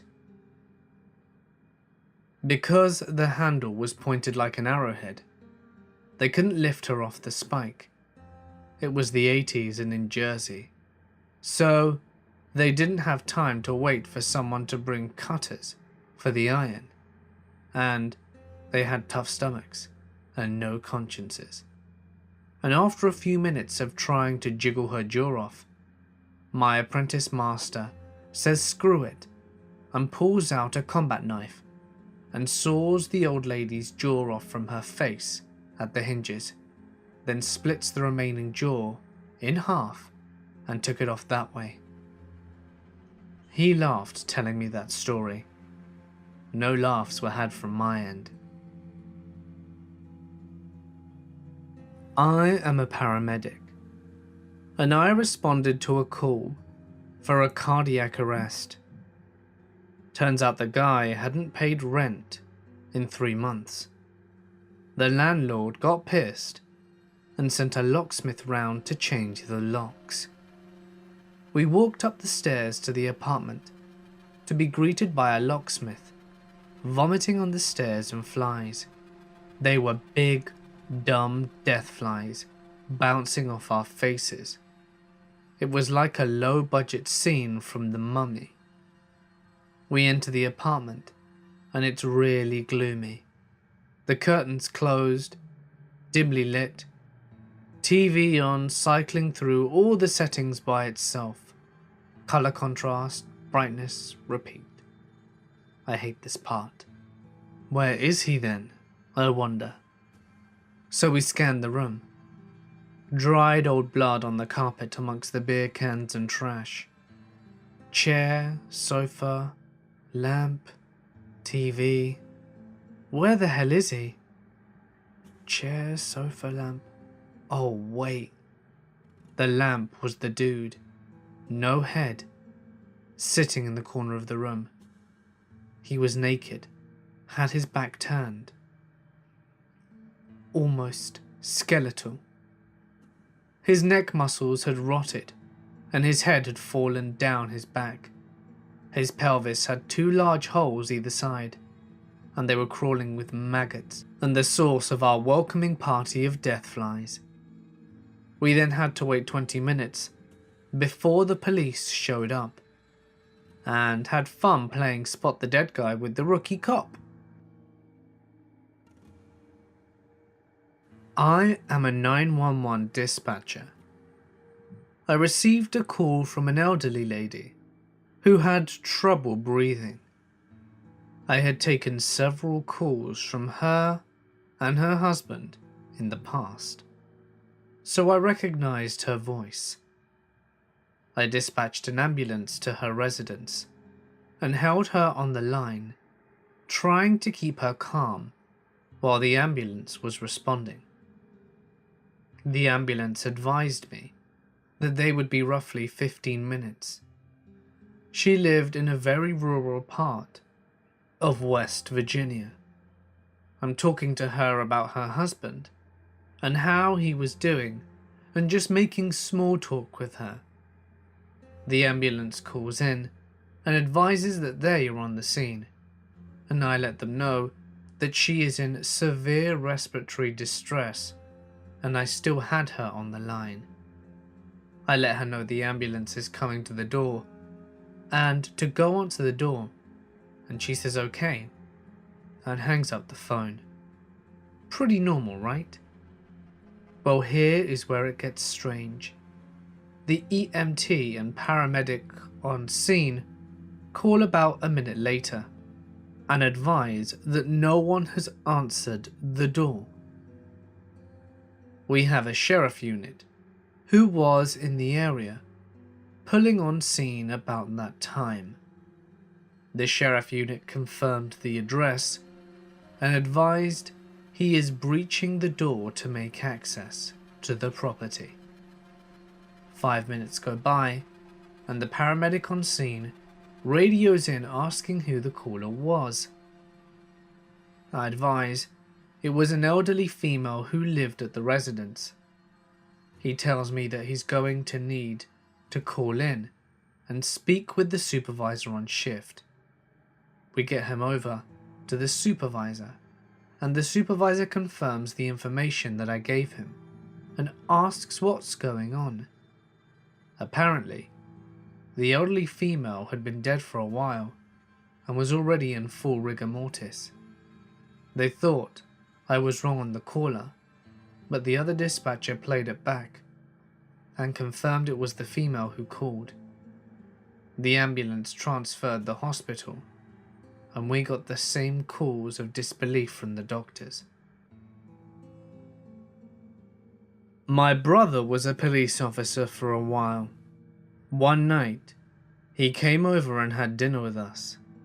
He was married and had kids. He was really quiet, and I asked him if everything was okay. Here's what he said. First, he swallowed the food in his mouth, took a quick drink, and just stared at his plate for a bit. That's when he starts talking. A guy gets ripping drunk at a bar, easily over the limit, almost double, jumps on his motorcycle and screams through town at about 80 miles an hour. He runs a red light and T-bones a pickup truck, flies over the bed of the truck, and skids out about 55 feet later. No broken bones, but lots of road rash. He's in the hospital for a couple of days and then is sent off to jail. Another motorcycle accident. An older couple on a Goldwing. All safety gear, obeying the law the whole time. A Toyota Tacoma hits them at about 35 miles an hour. He breaks his neck on the curb and is dead on the spot. She gets pinned under the bike, leg broken and knee wasted. Probably have to amputate. I was on both calls about 2 hours apart. Sometimes you just gotta wonder. And then he went back to eating dinner. I got a call for a missing child. I got to the home to find the mother highly distressed and not sure what to do. I called in everyone to first search the home and property. I decided to search the backyard, since it was a large wooded lot with no visible fence. after around 10 minutes, I found the boy. He was caught on an old chain link fence in the woods that was blocked by a bunch of trees, so you couldn't see him from the house.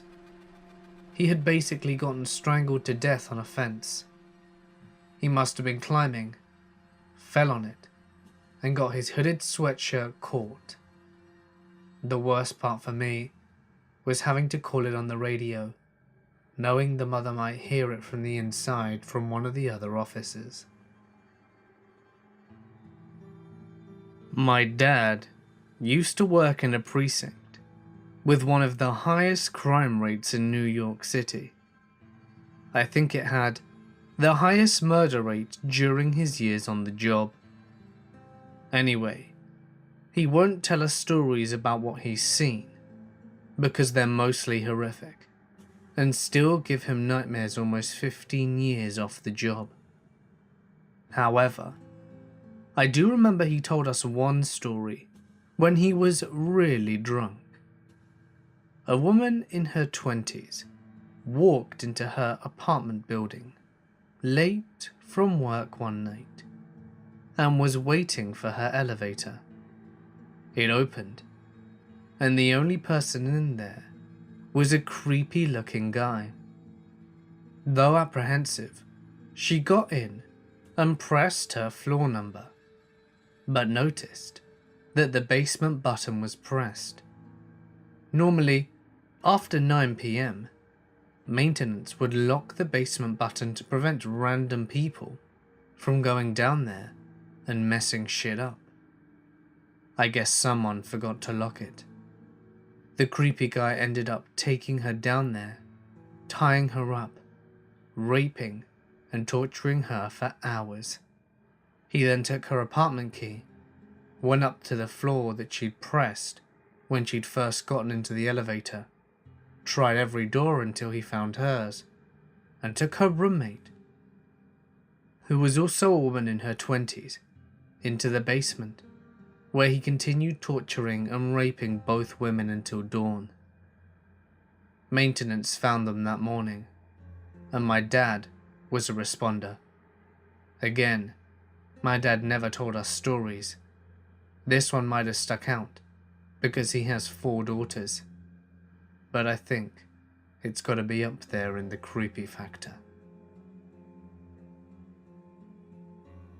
I work for the police force. This is one of the eeriest calls that I've ever been asked to do. We have this older gentleman who lives alone. He's a frequent caller about hearing someone upstairs. I'd never been called to do this particular one before, but other people had, and they told me to be wary on my first time, that it was a creepy place, and to let them know if I saw anything. At first, I wasn't really sure what they meant, but I went to do the call anyway. The house was basically a time capsule. The gentleman insisted that someone was upstairs and that he was using the air conditioning ducts to get from the top floor to the first floor. The house was split like a duplex, and the only way to get upstairs was from an outside entrance. So my partner and I went up to the second floor to clear it. We were not disappointed. It was a very eerie setup. A record player with a chair set up in the front, and headphones still plugged in laying on the chair. Very old appliances in the kitchen, as well as old electronics, all in great condition, as well as a stack of adult magazines, all from way back in the day, spread out in the living room area. Everything undisturbed with a layer of dust on it for God knows how long. We didn't find anyone up there, but the atmosphere was particularly creepy. He called back a few more times saying that someone was messing with him upstairs We always make the rookies go, as an almost initiation of sorts, to see if anything creepy will befall them on their first visit. We had a call of a suspicious vehicle sitting in front of a drug house, where we had a quadruple homicide the year before. An officer went out to check, and the vehicle took off. Our policy prevented the officer from pursuing the vehicle. Soon after, the suspect shot at another officer, ditched the vehicle, and broke into a nearby house through the back door to hide. The homeowner, an elderly man, tried to call 911, but was unable to say much before the suspect attacked him.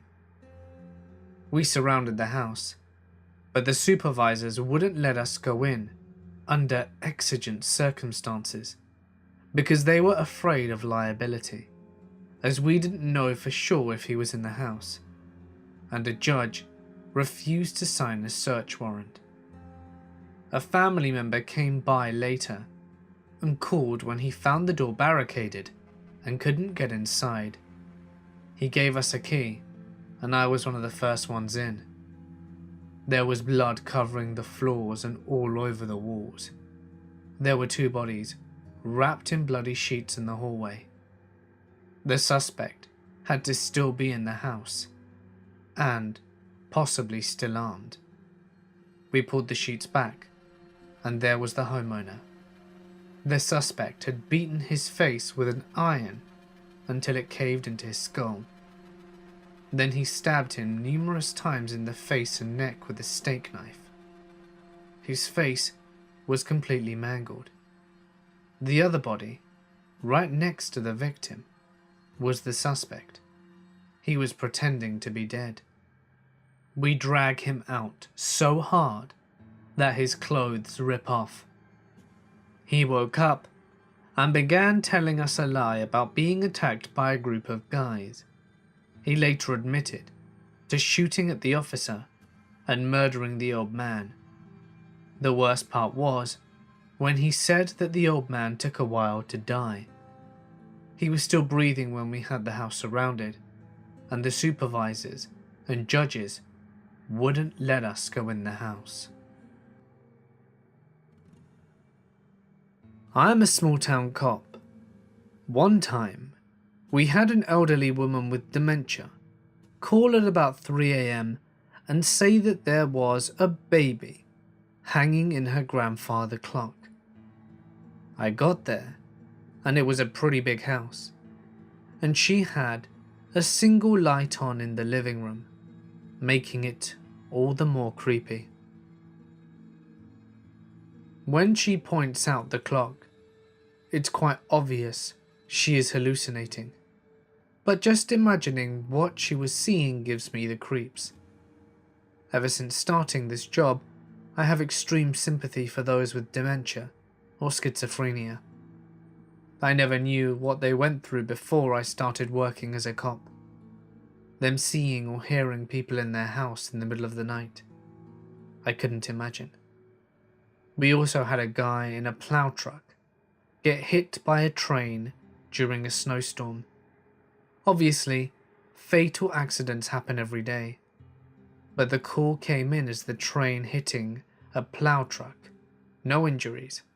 So when I show up, I start calmly walking up the tracks, thinking the train just clipped the truck, or the driver got out before the truck got it, and it would be a routine accident. Nope. I get to the tracks, see a mangled plow truck in a small pond next to the tracks, and a yellow jacket floating with 2 boots sticking out the water. The driver got ejected when the train, doing 65 miles an hour, hit the truck and died instantly. I had to compose myself and call out what I was seeing on the radio. Finally, I'll never forget my first unresponsive person call. I was 23 years old and a week out of the academy. still obviously riding with my training officer. We got to the house before the medics, and it was a 30-year-old male. He was completely naked in bed, with 3 fans blowing on him. My training officer gave him a little sternum rub, and he opened his eyes and started moaning. Being the new guy, I get sent downstairs to talk to his mum about any medical conditions he has or had, and medications he was taking. The medics get there, and I start bringing him down the stairs. He's white as a ghost. His eyes are wide open, and his mouth is hanging open. I hear my training officer say that he doesn't look good, and one of the medics answers, "He's not. He just coded. Not breathing, no pulse." Creepy thing is, as they were bringing him down the stairs, he was looking right at me. First time I've ever seen the emptiness that comes with someone who is technically dead. Happy ending though. Medics brought him back whilst en route to the hospital. I am an ex-cop. We got a frantic call from a guy that said his girlfriend wasn't breathing, and he didn't know how long she'd been down. We got there, and it was pretty obvious to us that there wasn't anything we could do for her. She was cold and had some major rigor mortis setting in. We spoke to the guy, and he said that she didn't live with him, but she had stayed there that night. He said they had been having a few drinks, and they had an argument. After a while, they decided to end things. She didn't want to go home, since she'd been drinking, so they agreed that she could sleep on the couch. Apparently, after she went to bed, she got up and went and got a bunch of sleeping pills and some other meds out of her bag.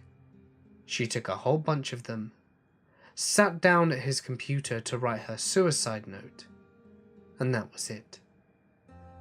We were reading the note, and in it, she described all of the things she was feeling, happening as the pills were going through her system.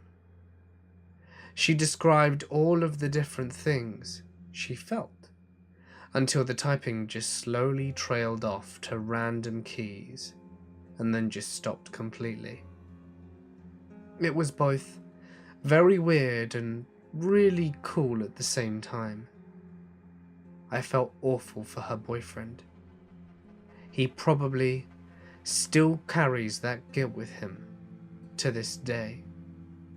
The letter basically said that their relationship was great and how she loved him, but she was so angry with him too. Then she would talk about how the pills were making her feel. She said stuff about being lightheaded and then having vision problems. Then she started talking about her relationship again, and it went back and forth like that for 3 or 4 pages.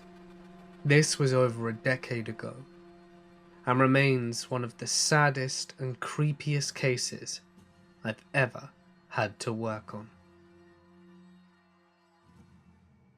For some reason, the suicides always hit me the hardest. I had a good friend that killed himself in high school. So suicide is a touchy thing, not just for everyone, but especially for those who have experienced it and had to deal with it on a much more personal level. I've seen 3 suicides by gun, 2 hanging, and a handful that did it intentionally, by using drugs of some sort, or other, more creative methods. Long story short, we were called, and a guy shot himself in his garage with a .357 Magnum.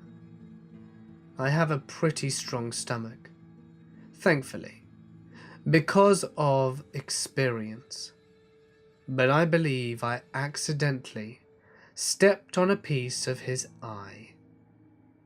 When I cleared the call, I went straight to the locker room and cleaned the bottom of my boots for a good 40 minutes.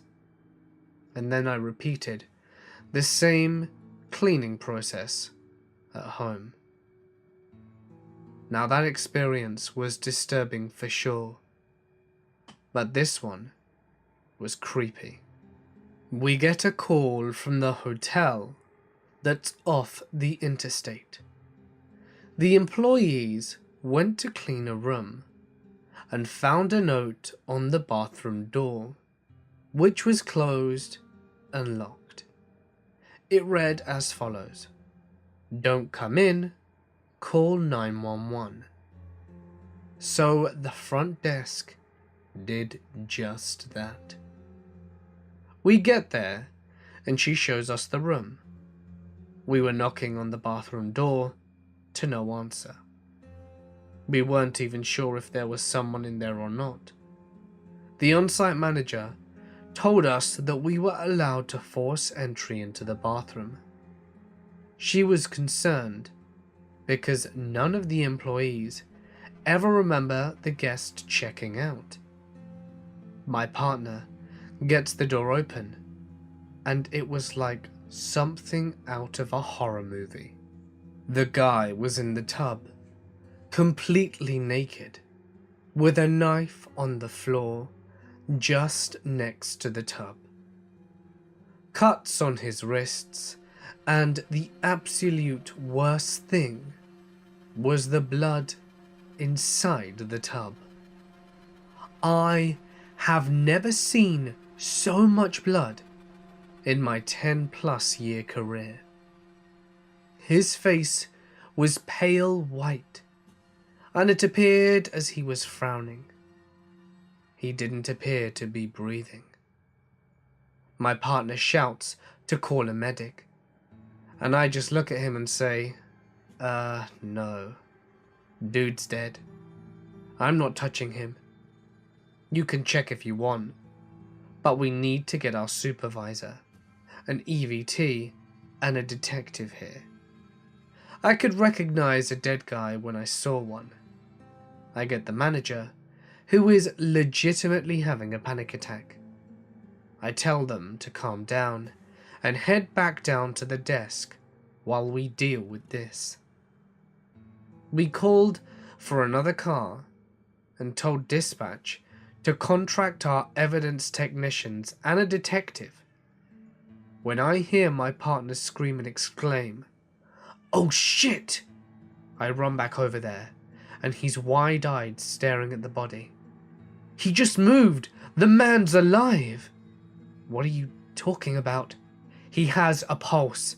It's faint as hell, but he has it." His legs moved under the water, and I tried checking for it. Sure enough, I put my big boy undies on, and I could barely feel a pulse on this guy. Medics called, and they were rushing him to the ER. Turned out, he did the cutting just minutes before the maids cleaning the room found the note. So, fortunately, he barely lived. But it wasn't pretty. He cut his wrists while he was bathing. A majority of what looked like blood was indeed blood, but it was mixed with water, which made it look like there was a lot more blood than what he actually spilled. And in all honesty, cutting your wrists isn't a great way to off yourself. He thinks he was bleeding for about 10 or 15 minutes before he started to go to sleep. And he would have been fine for a little longer as long as he got help. It depends on a lot of other circumstances. And I know I should have been more proactive in checking for signs of life. It was irresponsible of me not to check sooner. In many instances, it's fairly easy to spot a corpse when you have one, but this one really tricked us, and we learnt from that. Thankfully, my partner did while I stepped out, and I was not intending to stop him from doing so. My tone was more cynical. Dude, he looks dead. I really don't think we need a medic. You can check on him, but I don't want to. And in our defense, he really did appear to be 100% dead. No chest movement, pale skin. It looked like he could have been there for hours. But like I said, I was wrong, and I acknowledge that. Sometimes you forget that your experience and training isn't objective. And still, being relatively new then, it was a learning experience for me. You can bet from then on, we, and the whole department, were a hell of a lot more cautious. I was in the academy and doing a ride-along with my sheriff's officer for experience. We were just finishing up dinner when a call went out for a Signal 7, death, on the local interstate. Scene was less than 2 miles away from where we were. Roll over to the scene, and the local police department is there, looking at the gigantic light pole that had brain matter on it from the impact of the car, which had split in half. I walk up besides the PD and ask where Signal 7 is. Look down, they say. Less than 6 inches from my feet is the driver of the vehicle, laying in 6 inches of weeds with his head split open like a ripe tomato. Death reconstruction and eyewitness accounts indicate that the young man was driving at a high rate of 80 miles an hour in the right lane of a 3-lane northbound interstate. He got distracted by talking on the phone and overcorrected when he drifted into the middle lane. Overcorrection resulted in his vehicle losing trajectory, striking a light pole with an 8-foot diameter, as lights are mounted about 150 feet up, around the driver's side B pillar between front and rear door, and the car was split in half, with the driver's head being wedged between the kinetic energy of the still moving vehicle and the stationary resistance of the light pole as the car split. His head looked like a tomato in a vice. 2 halves of the car were approximately 50 feet apart down the road in 45-degree opposite directions, and his flip cell phone was found about 200 feet from his body, still opened and working. The caller had hung up. I guess that's one way to end a call, but on a serious note, it was an extremely stupid way to go. Never drive and talk on your phone. People always think they're oblivious. It will never happen to them. They're far more sophisticated and more prepared and more everything than everyone else. And of course, it's never going to happen to you, is it? But it does. It happened to that guy. And thousands of other people. Please, be better. This was in about 2010. I was really new. A call came in as an unknown problem. Basically, the 911 was so messed up, even dispatch didn't know what to call it. Turned out, this guy had just murdered his stepfather and then walked to his grandparents' house to kill them as well. He stabbed his grandmother through the eye with a Rambo-style Bowie knife, the one that had the compass in the pommel of the handle. He missed her brain by about 1/8 of an inch, so she did not die. Instead, she came running out of the house when we got there, knife sticking out of her eye, and the compass was spinning around because she was moving. My brain literally went, "That's not real," and I went past her along with several other cops before the sergeant was like, "What the actual hell are you guys doing?" She survived. We caught the guy on a stroke of pure luck. The elderly woman with a massive hunting knife for an eye was definitely the creepiest thing I can remember. My wife and I were on vacation in Florida when we got a call from my uncle, who is a police officer. They had found my wife's grandfather dead in his home. Her grandmother had passed away 6 months earlier, and he just lost himself in whiskey. He still worked, but wouldn't talk to anyone. So for us, it was not unusual not to hear from him. Here is my uncle's part of the story. He was the first responder when Frank's, my wife's grandfather, work called the police. He hadn't been to work in 3 weeks. This was odd for someone who never took a sick day or missed a day of work. Anywho, my uncle got to his house and walked around the property, knocking on windows and doors, trying to get somebody to answer. Finally, more units arrived and they got the permission necessary to break in. They pushed a window AC unit in and crawled through the window to open the door. My uncle said they already knew he was dead from the smell around the house. They came in through the back door and searched the back half of the house and didn't find anything. They worked their way to the bedroom, and when they got to the hallway leading to the master bedroom, he said it was like something out of The Exorcist.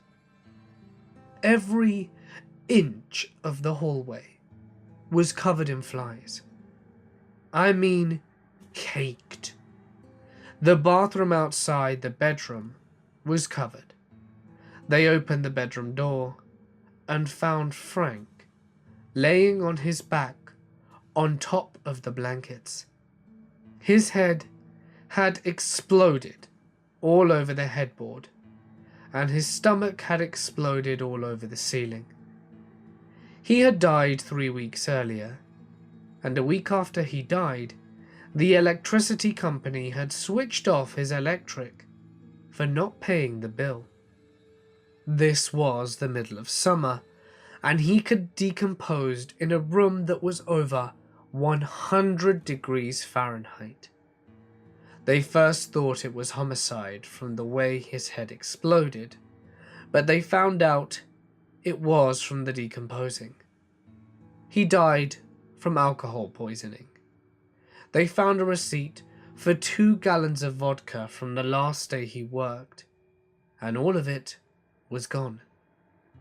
My uncle didn't realize it was my wife's grandfather until he went to call the next of kin.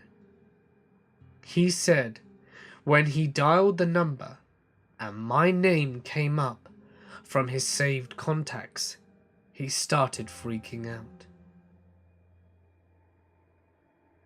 Bonus story. My roommate at the time was a volunteer EMT. He woke me up one Tuesday morning, holding a bottle of scotch and saying that he needed help. He told me this story as we polished off the bottle. They get a call that all available units Police, fire, ambulance, first responders, everyone needs to show up at this house.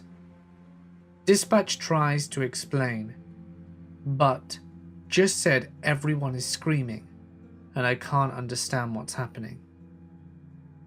By the time he gets there, 2 police officers and a first responder are in the yard vomiting. His group runs inside to find the first ambulance crew shaking and crying. Now, his crew gets completely concerned, but runs into the bedroom. What he happened to see was something out of a horror film. Blood on the ceiling, on the walls, on the floor, everywhere. And especially over a naked male and naked female. They are both screaming, and no one can understand where the blood came from. They check the male. He has no wounds, so they escort him out, and they begin to check on the woman. In between her legs is a constant stream of blood, and it looks like her vagina had been chewed up by a power tool. And that's when they saw it. Literally. This couple decided to make their own sex machine out of a reciprocating saw, but they decided to slide the dildo onto an actual saw blade. When they turned up the speed, well, guess what happened? Miraculously, she survived, but I'm sure with major, irreversible damage.